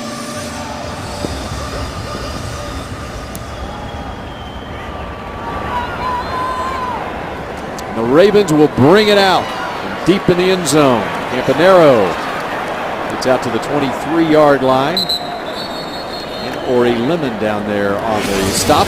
The fourth scoring drive for the Cowboys, as Darryl mentioned, it helps when you got great field position to start the scoring drive. And it started at the Baltimore 49, and 4 plays later, James Hanna was in the end zone. Hanna dropped the first, well, not the first pass, but the only drop for Romo. Romo was 4 out of 5, and Hanna opened in the flat. Kind of made up for it right there, wouldn't you say, Dale? Yeah, we'll forget about that first one. Now from the 23, Tyrod Taylor at quarterback. And bear hugged by one of the newest Cowboys, Zach Minter. He showed up about Thursday, something like that. He's sort of like Corey Lindsey last week, where hadn't had a lot of playing time, practice time with his new teammates. Zach Minter in on a tackle, big number 79. Been playing a lot here in the second half. That was just a calf roping contest there. Pull him up by the bottom of the legs and get him to the ground. And Minter in there again, as is Martez Wilson, and down goes Taylor. Martez Wilson gets the sack. Thought he was going to go for the strip there, Darryl, from behind. Yeah, exactly. As he starts to pull that ball down and to run away, you think he's got an opportunity for that fumble. That's what they teach. Go get the ball. Right from the backside here. Instead of getting him up around that shoulder area, you just go, that ball's going to come out. Of course, the Cowboys missing DeMarcus Lawrence for what looks like the first half of the season. Their second-round draft pick out of Boise State. Needing a rush defensive end, particularly on that right side. There's the footballs out. The Ravens get on top of it. Gino Gradkowski. Heck of a job by Gradkowski there. He's like the only Raven in the area. There's like 6 Cowboys there. And when I first saw a big guy going to dive on that, I said, well, there's no way he's getting this ball. And he just scooped it in with his right arm, brought it back to his body. The lost art of recovering the fumble. That's well done by Gino Gradkowski. Well done by Cameron Lawrence, Yeah, forcing Cameron Lawrence, the fumble. Got his helmet right on that football. Now it's punt time for the Ravens.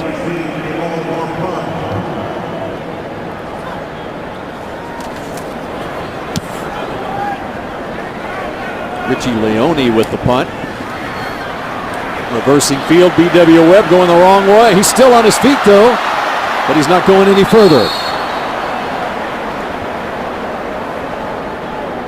Very few punt returners can make that one work. Yeah. You want to get going parallel. I think there was Deion Sanders and there was Little Deion Joe Washington. Sanders. Yeah. Joe Washington. Joe Washington was another one. Mel Gray. Yep, there's another one. All right, Baltimore leads at 34-17. More Caleb Haney, but this from your local station first. 34-17, Ravens over the Cowboys. And let's take a look at a 3D look at the touchdown pass. Haney to Hanna. I love this look. That's a great shot. Look at that. Nice extension by Hanna. Good spot for Haney to throw the ball. Poor job of tackling, but we'll look at it as a good job of running, right? Got every angle covered right there. And before the snap. False start. Number 63 to offense. 5-yard penalty. Still first down. It's one of the new Cowboys, Stephen Gooden, who spent some time with the Giants. He was picked up this week. Cowboys need some depth on that offensive line.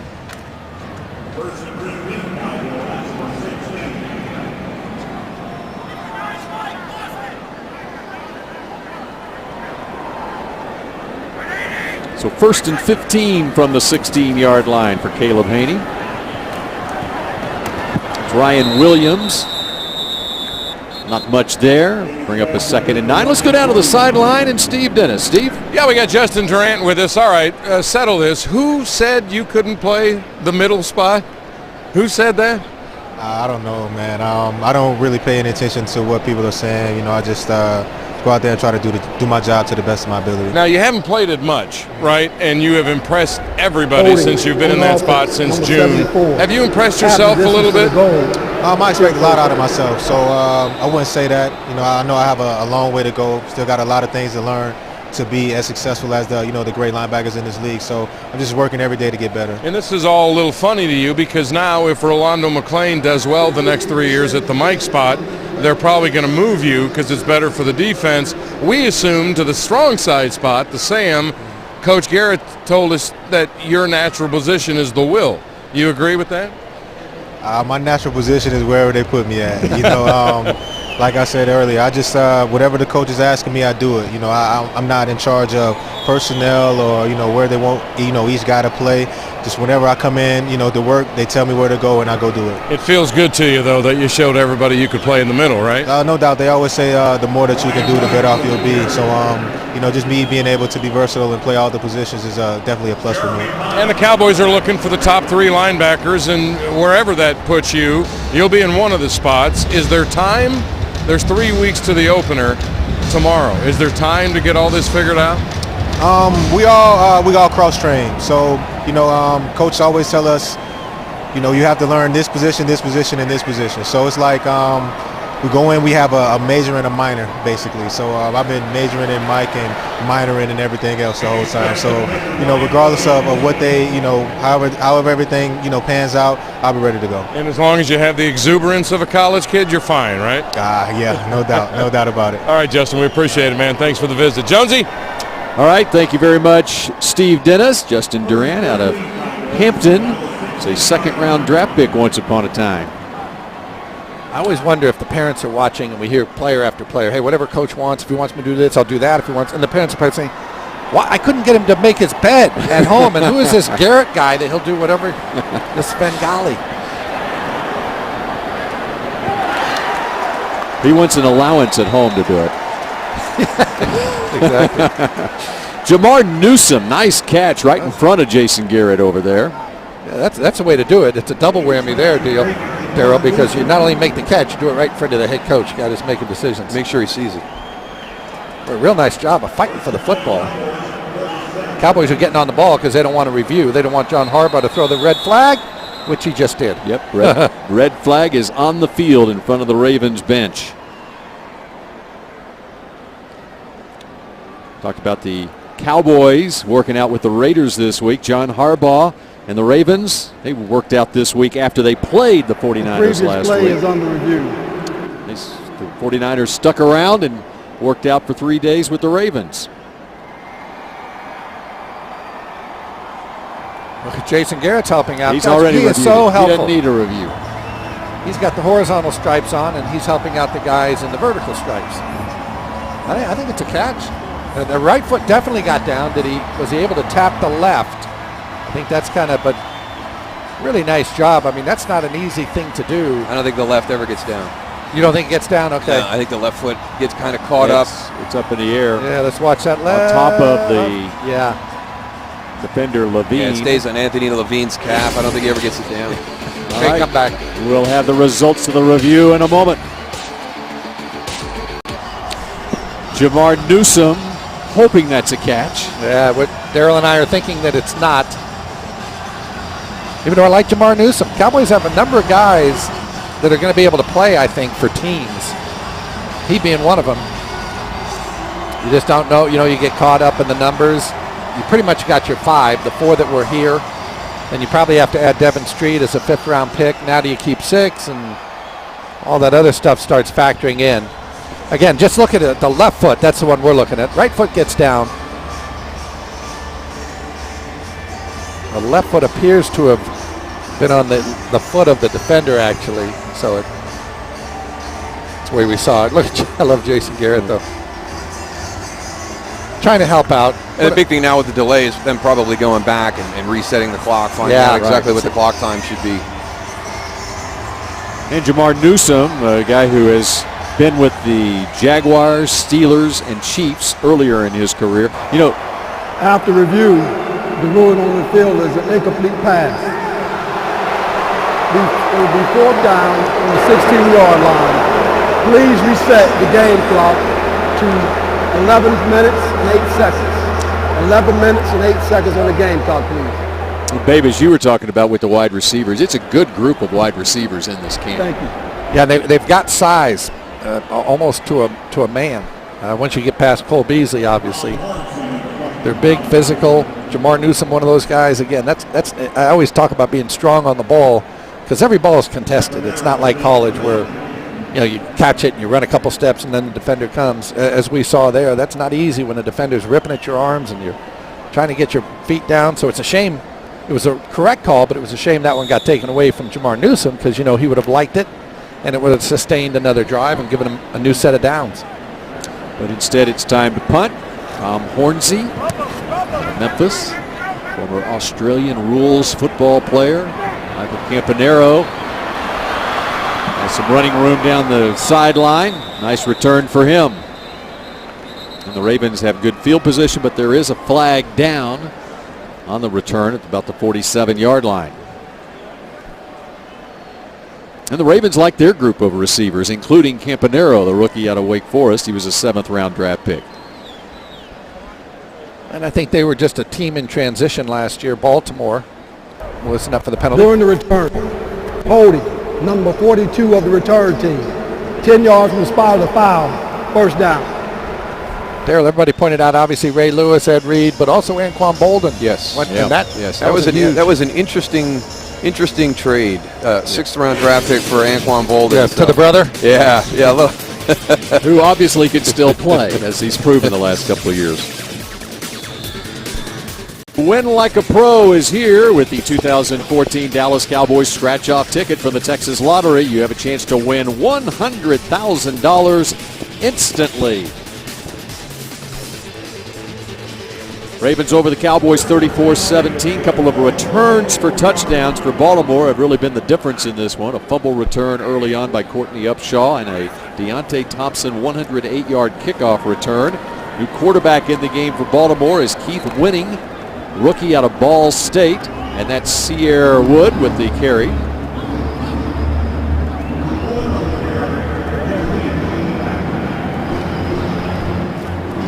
Winning was a 6th-round draft pick. 4-year starter at Ball State.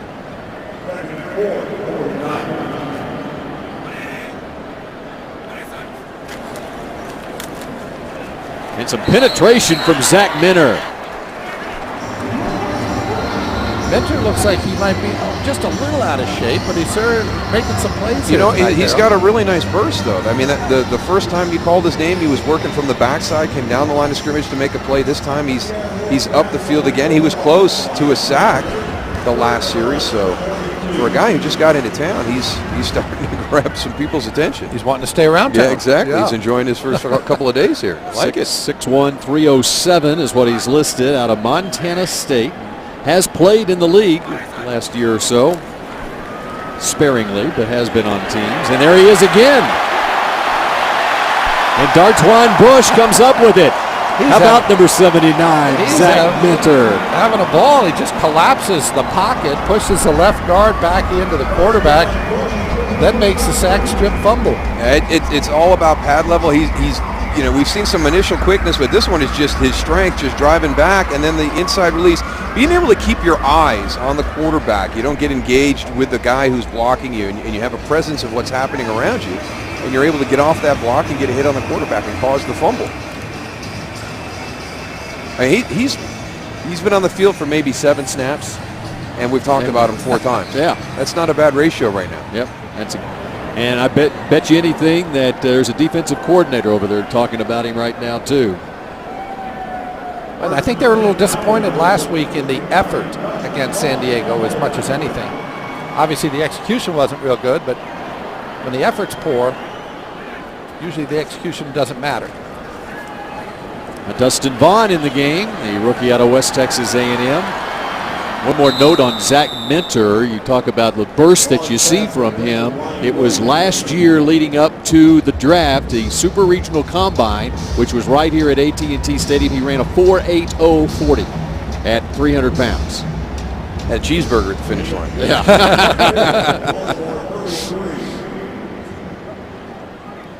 Well, he's certainly been noticed. He really has. Yeah.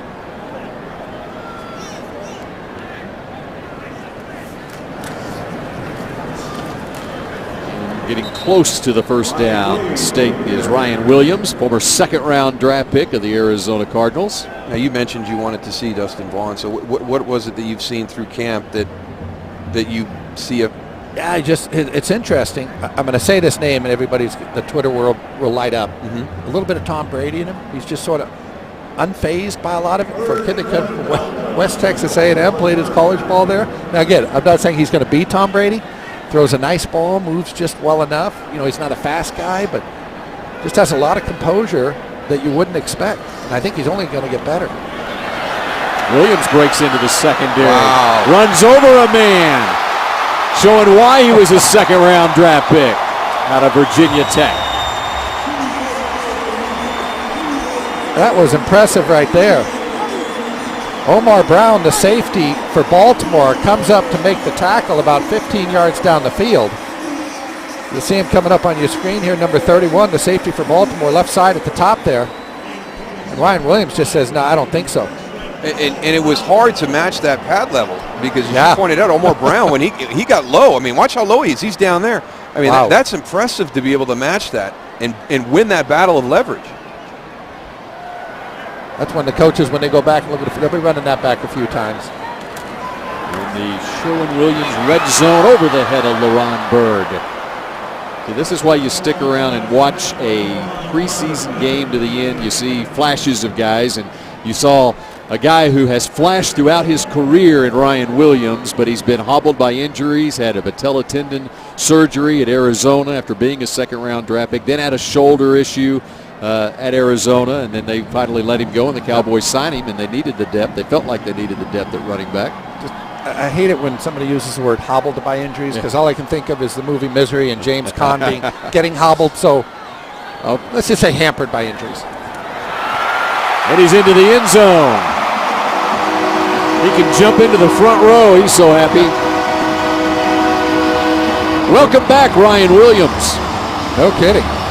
Well, you talked about the depth that Dallas has at wide receiver right now. You're going to have a little bit of a logjam at running back right now, too. You take a look to have 4 guys, DeMarco Murray, Lance Dunbar, Joseph Randle, Ryan Williams. Ryan Williams is going to get Joseph Randle's attention tonight. I mean, he's going to really have to finish out this preseason strong, because this was a heck of a drive for Ryan Williams. Well, and DeMarco Murray will be here. Lance Dunbar will be here. And as you mentioned, if you're keeping 3 running backs, it's going to come down to Joseph Randle and that man right there, Ryan Williams. And let me tell you, don't think that health bug doesn't become something it's a deciding factor in. Are you going to get? Can he stay healthy? Historically, it hasn't happened, and do we have to worry about that? That becomes such a big issue when you get down to that last cut line. And then you're looking at a Joseph Randle, who just last year was a 5th-round draft pick of this team.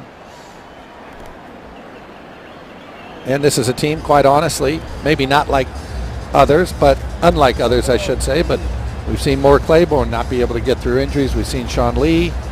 And I do think that sits in your head a little bit, too, as an organization saying, as you mentioned, DJs, are we going to be able to count on that? We've got a couple of these guys, and it comes back to haunt us. And then because of the issues that you have at cornerback and in the defensive line, all over the defense, basically, you may need to keep some extra numbers there, and so you can't keep the extra zone running infractions on the defense. That 5-yard penalty will be assessed on the kickoff. That to me is the most interesting part about the preseason, as you start to do the numbers at each position, more so than the players, but how are we going to come in? How do we build our roster? What numbers are we looking at? And running back, I mean, it's one of the reasons my position is not there. See that red-headed guy? They pay him a lot of money to sign. Well, you know what? It's one of the funner things as a fan of the game is to look at how every coach does it differently.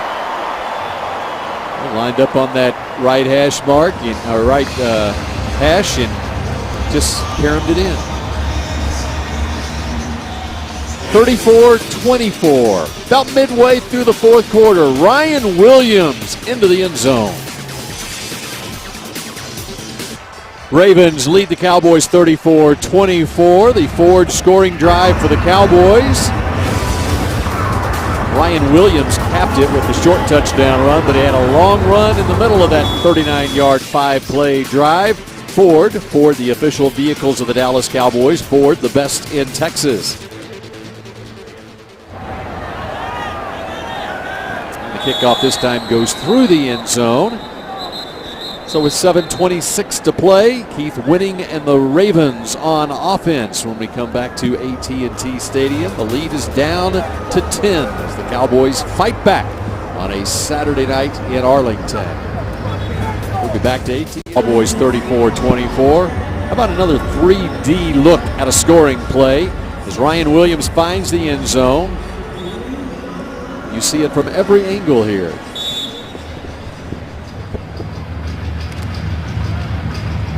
First touchdown as a Cowboy in the preseason. Man from Virginia Tech.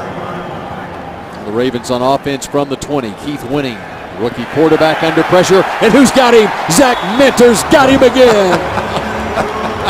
He's put together his own personal highlight Now, reel. is it too early to put him in the Ring of Honor, Daryl? You tell me. My, oh my.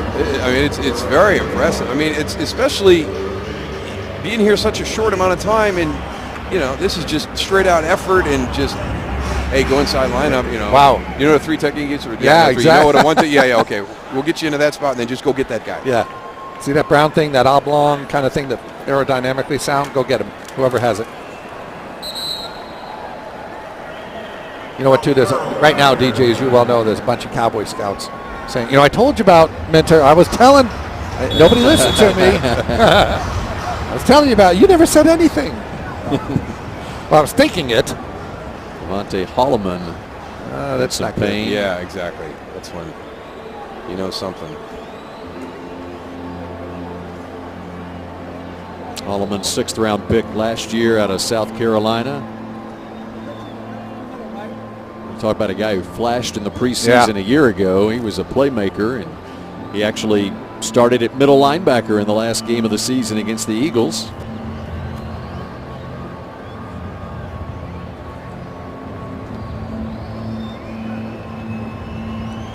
You're getting the full-on treatment when Dr. Cooper comes out there.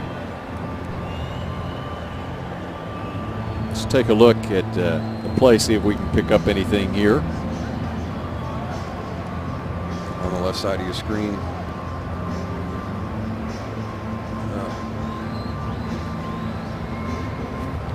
Twisted around a little bit. Not sure. Oh, maybe it's.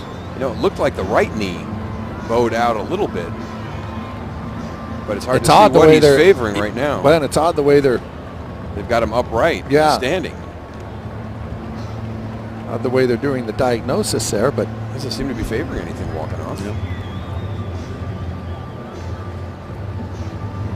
I think Dr. Cooper went to about 12 more years of medical school than I did, so I'll defer to him. That he knows what he's doing, huh?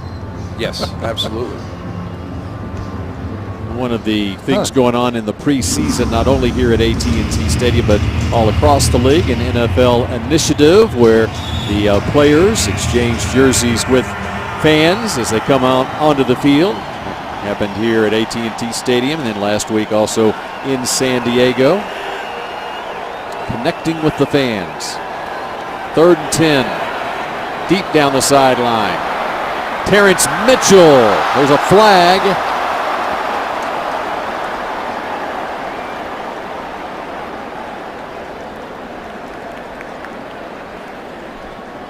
Hard time seeing what that. I mean, it was obviously thrown at the ball. I had a hard time seeing what they would call there. Might have had a hand on him as running There's down the no field. foul on the play for pass interference. 4th down. Yeah, I didn't see it on first glance, but I always wonder. They threw the flag, so he thought he saw something. There's some hand fighting there, but maybe he thought he had his jersey there from behind, but he didn't. Upon further review in his own mind, I'm not sure. But that's a shame they didn't get that ball, though. That's an easy takeaway right there. Could have kind of turned this game around a little bit right there, too. Leone on to punt for Baltimore. W. Webb comes up for it at the 40-yard line. Has some room to run. Down the sideline. Nice return for B.W. Webb. The Cowboys have some nice field position inside the Ravens into the field. A late flag came out at the end of this, yeah. Might have been a block in the back or something. Which will push them back a little bit. They're looking towards the Ravens bench.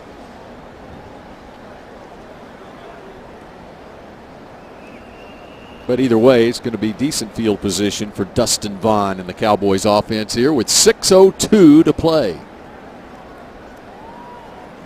Again, Dustin Vaughn out of West Texas A&M, and I asked him, I said, were you nervous? He said, I was nervous going out there when in warm-ups, but he said when I got on the field, he said I was surprisingly calm. I was surprised how calm I was, and it's funny how once you do get out there and you're in that field, and it's all very familiar. You're huddling, you're doing all the things you've always done. There's no foul on the play for blocking the back. 1st down, Dallas. We're just seeing things that aren't really there. They should just throw flags, and there was no foul for that's 2 in a row. Okay. But anyway, I do think you get out there, and suddenly you don't have all the, when you're in practice, as you well know, Darryl, there's 40 guys on the field. There's 4 coaches behind you screaming out instructions as you're dropping back. Bledsoe used to say it drove him crazy because Parcells would stand behind him in practice, and the minute he touched the ball, throw it, throw it, throw it. And he wanted to say, I could throw it if you'd shut up back there, So you get out there, and it's just playing football. There's Ryan Williams again. That's a couple.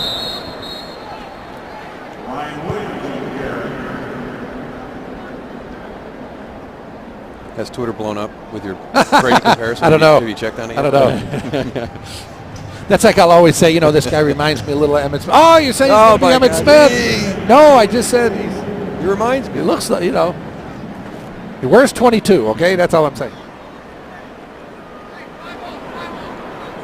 2nd and 8.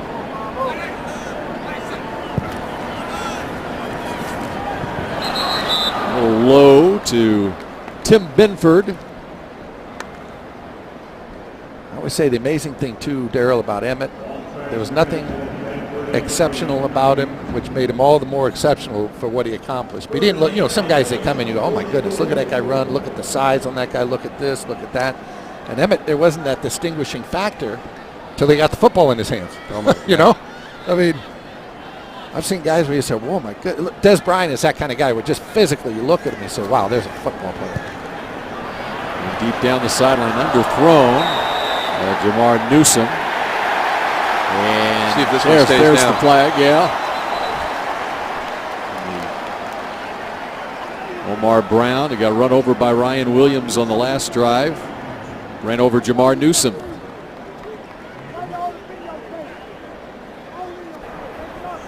Personal foul. Below the head, number 31 of the defense. 15 yards from the previous spot. Automatic first down. Taking one for the team there. It looked like Dustin Vaughn just kind of rushed this throw, didn't really get set up and get it down the field. Little helmet-to-helmet hit at the end of this thing. Clearly was not going to be a completion. Good call. Good go helmet-to-helmet. And that's been a point of emphasis on every level of football. Yeah.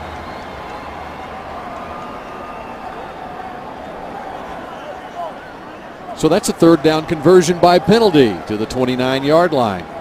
Drive stays alive for Dustin Vaughn. We'll put up some incredible numbers at West Texas A&M. Over 5,000 yards passing, over 50 touchdowns his last year there at Corpus Christi. That one batted away. In a hurry. Brown said, okay, if I'm going to get the penalty, I'm also going to come in and I'm going to blitz and I'm going to knock this one down.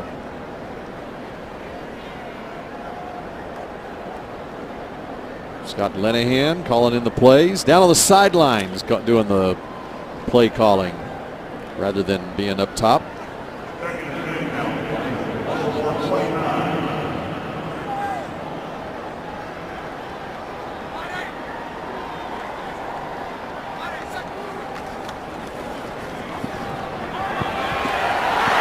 How about Jamar Newsom going up for that one? The Cowboys are down inside the 10. You aren't kidding. There's several guys that are jumping out to you in this second half, trying to make this roster. Again, the depth at this position, baby, is going to be interesting. That's a great catch. It's great extension. It's great timing. And I've watched him every day in camp, and every day he seems to make a good play. So, here he comes again. And there it is again. Jamar Newsom from Dustin Vaughn. And the Cowboys have cut this lead down to 4 with the extra point to come.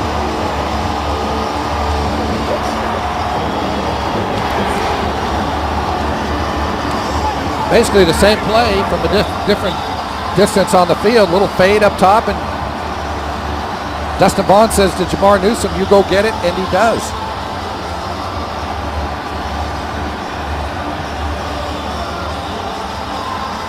You think he audibled out of that?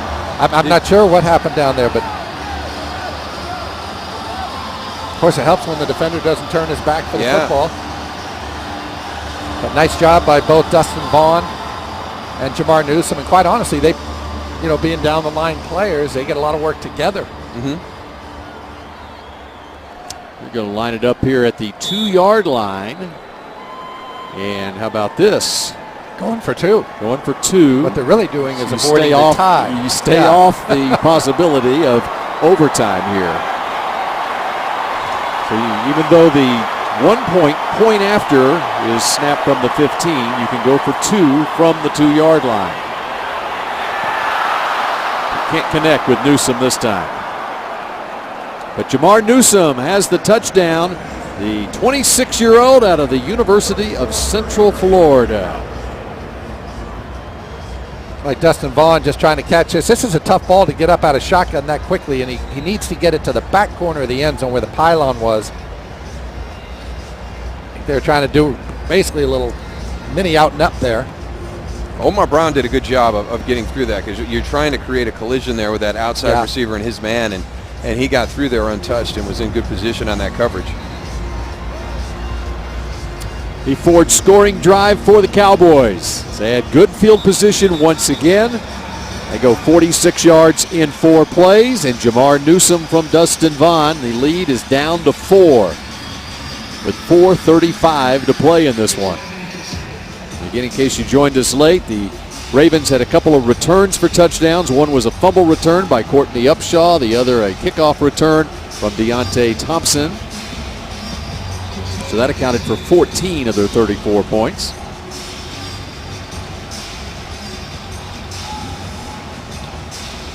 Sierra Wood is deep, and it's squibbed this time.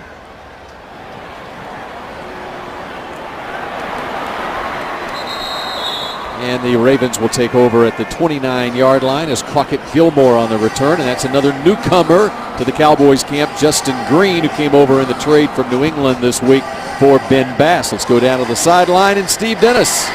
Yeah, can anybody believe the Cowboys are trying to make this a game? And can anybody believe what a tremendous week it was nationwide for ALS awareness? I mean, this ice bucket challenge thing has become a social media sensation. DJ, you were one of the millions who accepted the challenge, gave yourself the ice bath. You challenged Troy Aikman. He did it. Tony Romo and Des Bryant took the challenge together. I'm telling you, this thing has caught fire. Murray and Witten. Mark Colombo had the offensive line get him, and Jason Garrett literally or virtually ended training camp doing it in front of the entire team. It's fitting the Ravens are here tonight. It was Baltimore Raven O.J. Brigance who brought ALS awareness the past 5 or 6 years in his fight. Now it's the ice bucket challenge. And, hey, DJ, challenge Josie and Laufenberg. I think they may be the only 2 or 3 out of millions who have done it. And what is this dude doing? Don't even think about it, dude. I'm looking over my shoulder thinking there's going to be an ice bucket that's going to be dumped on us here in the broadcast booth. And we're hooked up to a lot of electrical equipment here, Steve. Don't get any ideas. Yeah, it may not end well for us. But I don't know if it counts, DJ, or if it should count if somebody else dumps it on us. See, you and Troy, you took it, you dumped it on yourself. You got to have a little muscle to get that thing up over your head. Yeah, he had to test to see what the weight was. Can I still manage this? The last thing you want to do is get on camera and and fall and get squished by the bucket. The ice bucket crush you. That's the first charge timeout. That would go viral for sure if someone posted that. Exactly. But it really has. It's been a great week because this started in July, and I didn't even really hear about it during the course of July, and it all of a sudden this week. And it started with my teammates in Syracuse, and it kind of blew up from there. And then we spread it out through Dallas. My daughter did it last night. It's moved down into the younger kids, and everybody's getting behind it. And this is the one that makes a lot of us nervous because there is definitely a disparity with the general population and the football players. We're about 4 times more likely to have ALS. So it's a tremendous cause. If you get challenged, go ahead and do it. It's a blast. And we're in Dallas, Texas. It's going to be, 100 tomorrow? That's right. It's a perfect time of year to be doing the Ice Bucket Challenge. Yeah. I'm doing it. There's a reason it started in July and not in December. We'll do the hot chocolate challenge once we get into the cooler months. Babe, on your Sunday night show tomorrow night. That would be a great thing for you to do. He's thinking. I'll do it. I'll do it. No. Will you watch? I'll be there. Absolutely. You'll be there, yeah. I'll be there. I'll dump it over your head. I don't think that counts. I don't know if I can do one of those hefty buckets like DJ. Yeah. I'm gonna you make it look like there's more in it. Oh, good. Yeah, good.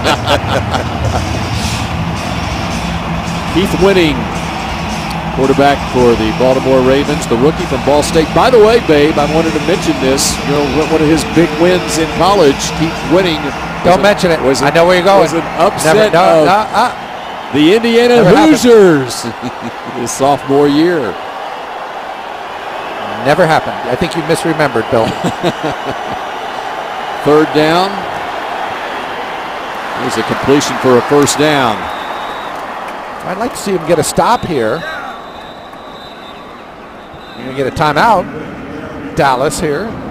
I'd love to see him get a stop. Timeout. Give Dustin Vaughn the ball with a minute or two left here. And go work your 2-minute drill.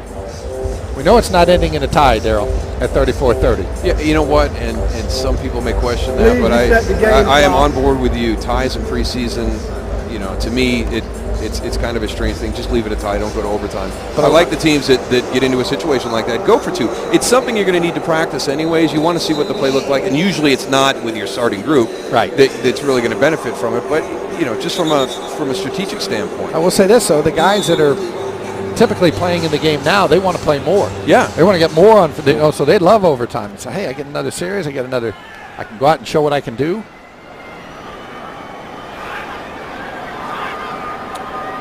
Dallas into the field at the 47 now. Boatwright in on the stop, number 91, the right defensive end on Taliaferro.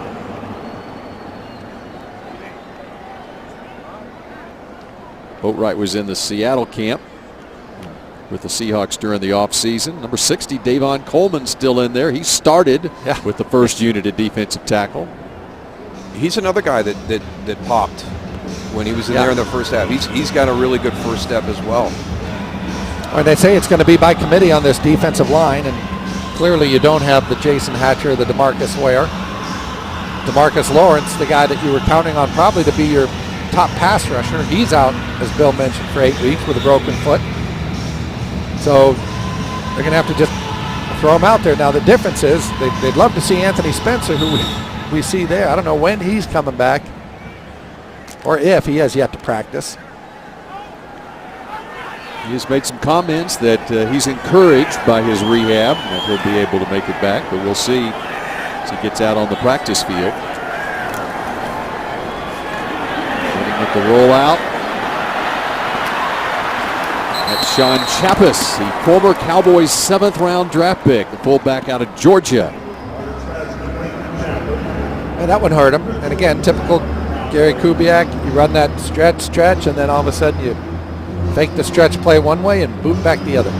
And it's something that this defense is going to have to get used to, because everybody knows the philosophy of running to the ball in the pursuit, and you know you're going to have a lot of bootlegs. You're going to have misdirection as one of the plays that offenses are going to counter. Just your philosophy.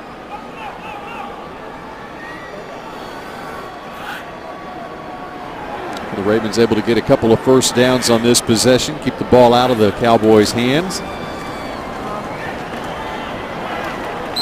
And Taliaferro forward to the 30. 10 seconds away from the 2-minute warning here. So the Cowboys will get the clock stopped there on 2nd and 6. 2-minute warning time here in the second preseason game. First one of the year at AT&T Stadium, and we have the conclusion. Will Dustin Vaughn get another opportunity? Find out when we come back. 34-30, it has gotten close here with 2 minutes left on a Saturday night here in Arlington at AT&T Stadium. The 3D look at the touchdown pass to Jamar Newsome from Dustin Vaughn. Just an example of something you can see right here at AT&T Stadium on the big board here. It's an example of technology. I have no idea how it works, but I love it. I don't know how they do that, but they figured it out. And it is some good stuff. Right, second down and a whistle and a false start. Ja Reed, perhaps?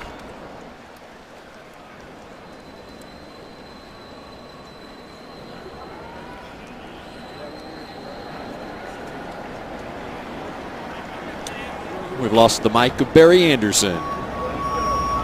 Minter has checked back into the game, so it's just one of those games that he's having where he's going to have to do. He'll do something here.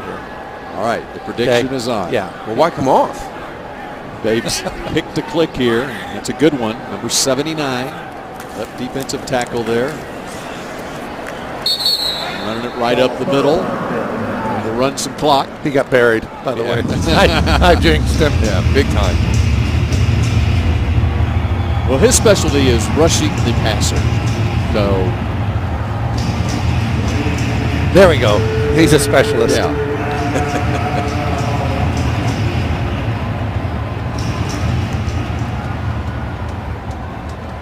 He's a leader of this defense. Just got here 2 days ago. Well, right now, he and Davon Coleman right there in the middle. That's they've both played well tonight. And you mentioned the rotation. That's going to have to be the key for this defense. It's all based on the down four getting pressure on the quarterback. You don't want, Rod Marinelli, doesn't like to blitz a whole lot. He'll have a few during the course of the game, but it's going to be mainly that down four, and it's going to be that rotation, being able to throw fresh bodies at the offensive line through the course of the game. And he did that in Chicago, and it's something that the Seahawks did to great effect last year. And really, it's one of the things, we were just talking with somebody recently about, the getting ready for the San Francisco-Dallas opener this year and the history of that rivalry, and it was one of the things that was brought up of the impact that the franchises have had on the league overall.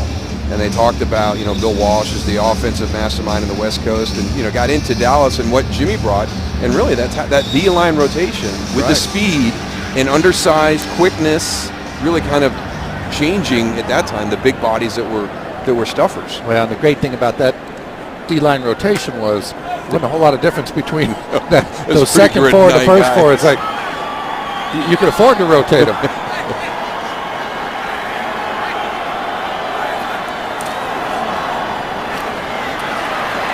Lorenzo Taylor. Hey, Will Smith, draft pick out of Texas Tech, getting an opportunity here, number 40. Defensive player of the game, brought to you by Reliant. Reliant, bring the energy. And how about Zach Minter? He showed up about Wednesday or Thursday of this week, and on Saturday night here in Arlington, he's the Reliant defensive player of the game. Could he be a James Dixon?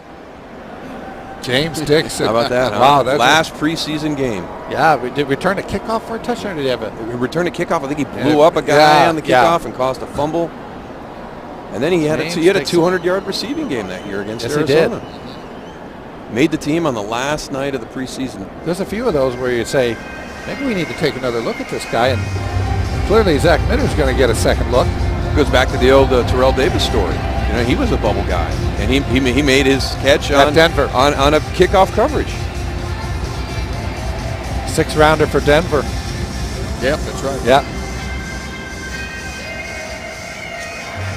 25 seconds left here.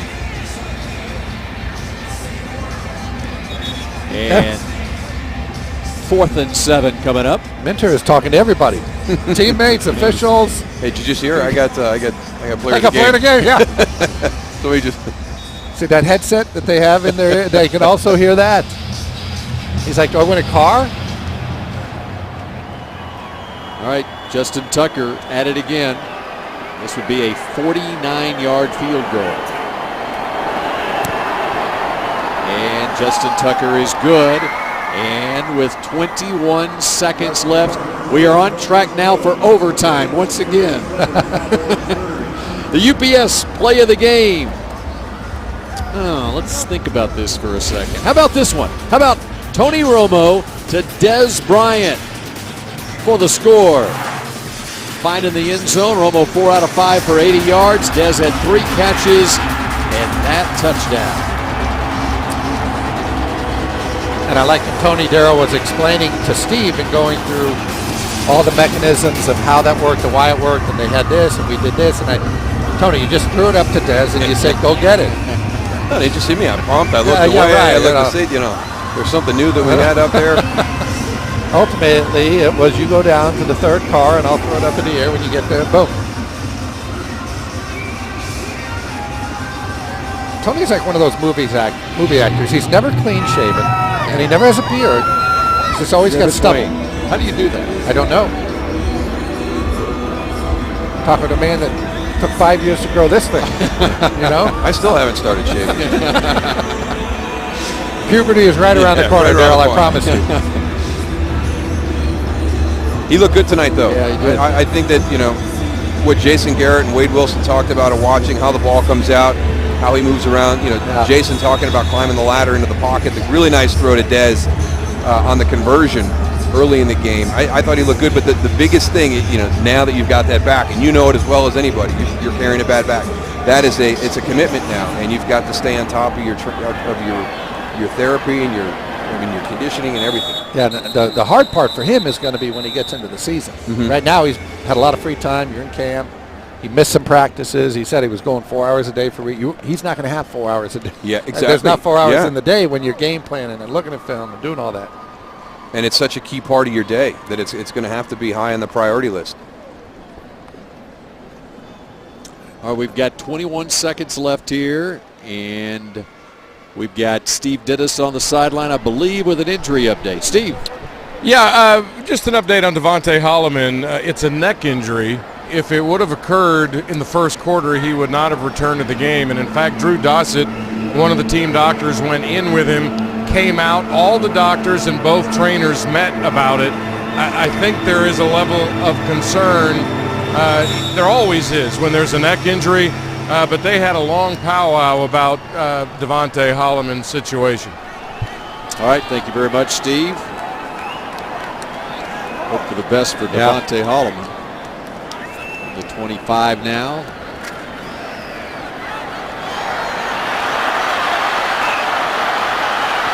Ron gets free, fires downfield. He was beyond the line of scrimmage when he let go of that one.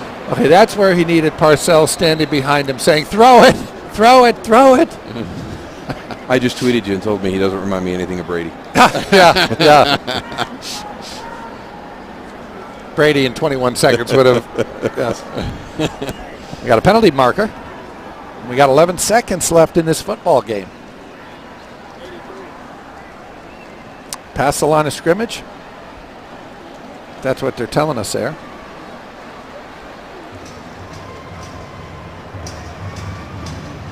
That's a loss of down.